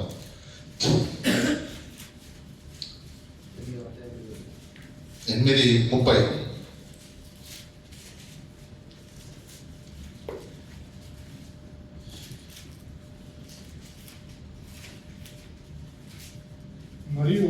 మరియు ఎవరిని ముందుగా నిర్ణయించాడు వారిని పిలిచాడు. ఎవరిని పిలిచెను వారిని నీతిమంతులుగా తీర్చెను. ఎవరిని నీతిమంతులుగా తీర్చెను వారిని మహిమపరచెను. ఎవరిని ముందుగా పిలిచాడు? 28వ వచనం. దేవుణ్ణి ప్రేమించు వారిన దేవుడు ప్రేమించు వారిన అది నిత్య జీవానికి నిర్ణయింపబడిన వాడవో కాదో తెలుసుకోవాలంటే ఫస్ట్ క్వాలిటీ ఏముండాలి? దేవుడు అంటే అపారమైన ప్రేమ. ఒక దావీదులా కనిపిస్తుంది. నాకు తెలిసి పిల్లల భూమి మీద ఏ పురుషుడు ఏ స్త్రీ కూడా ప్రేమించనంత గొప్ప ప్రేమ దేవుడిని దావీదు, ఏ స్త్రీ ఏ పురుషుని పైన చూపించనంత ఉన్నతమైన ప్రేమ కలిగిన వాడు దావీదు. దేవుని పట్ల అపారమైన ప్రేమ. దేవుణ్ణి ప్రేమించు వారికి అనగా ఆయన సంకల్పం చొప్పున పిలువబడిన వారికి సమస్తము సమకూడి మేలు కలుగుటకై సమస్తము సమకూడి జరుగుతున్నదని ప్రారంభంగా చెప్పాడు కదండి. ఏది ఎక్కడ ఎప్పుడు ఎందుకు జరుగుతుందో మనకు దేవుడు అలా నడిపిస్తా ఉంటాడు, తన వైపుకు లాక్కోవాలని. ఇప్పుడు ఇందాక వచ్చేటప్పుడు తమ్ముడు నూతనంగా వచ్చిన తమ్ముడు అంటున్నాడు, నేను ఇక్కడికి రావాలని అనుకోలేదన్నా, నేను ఎటో వెళ్ళాలనుకున్నాను, కానీ దేవుడు దుబాయ్కి తీసుకొచ్చాడు, ఈ వాక్యం కొరకే అని అన్నాడు. దేవునికి స్తోత్రం. దేవుడు మనల్ని రక్షించటానికి ప్రతి మార్గాన్ని తెరుస్తాడు. ప్రతి ప్రయత్నము జరుగుతుంది, మనం గుర్తించం, పట్టించుకోం. అందుకే దేవుడు దయ్యం అనే రెండు శక్తుల మధ్య మన జీవితం ఉందని చెప్పాను. కనుక ఏది దేవుని పిలుపో, ఏది దేవుని ఆకర్షణనో, ఏది దేవుని సంబంధుల సావాసమో, ఏది నీకు మేలు కలుగజేస్తుందో, ఏది నీకు నిత్య జీవాన్ని కలుగజేస్తుందో దాన్ని పరిశీలించండి, తెలుసుకోండి, కనుగొనండి, దాన్ని హత్తుకొని ఉండండి. అర్థమైందండి? ప్రార్థన చేసుకుందాం. కనికరంగల దేవ, కృపోన్నతుడైన మా తండ్రి, నిత్య జీవానికి నిర్ణయింపబడిన వారు ఎవరు అని ఆలోచించాము తండ్రి. ఆ నిత్య జీవానికి నిర్ణయింపబడిన వారిలో మేము ఉన్నామో లేదో, అలా నిర్ణయింపబడిన వారిని సేకరించుటలో పనివాళ్ళుగా మా పాత్రను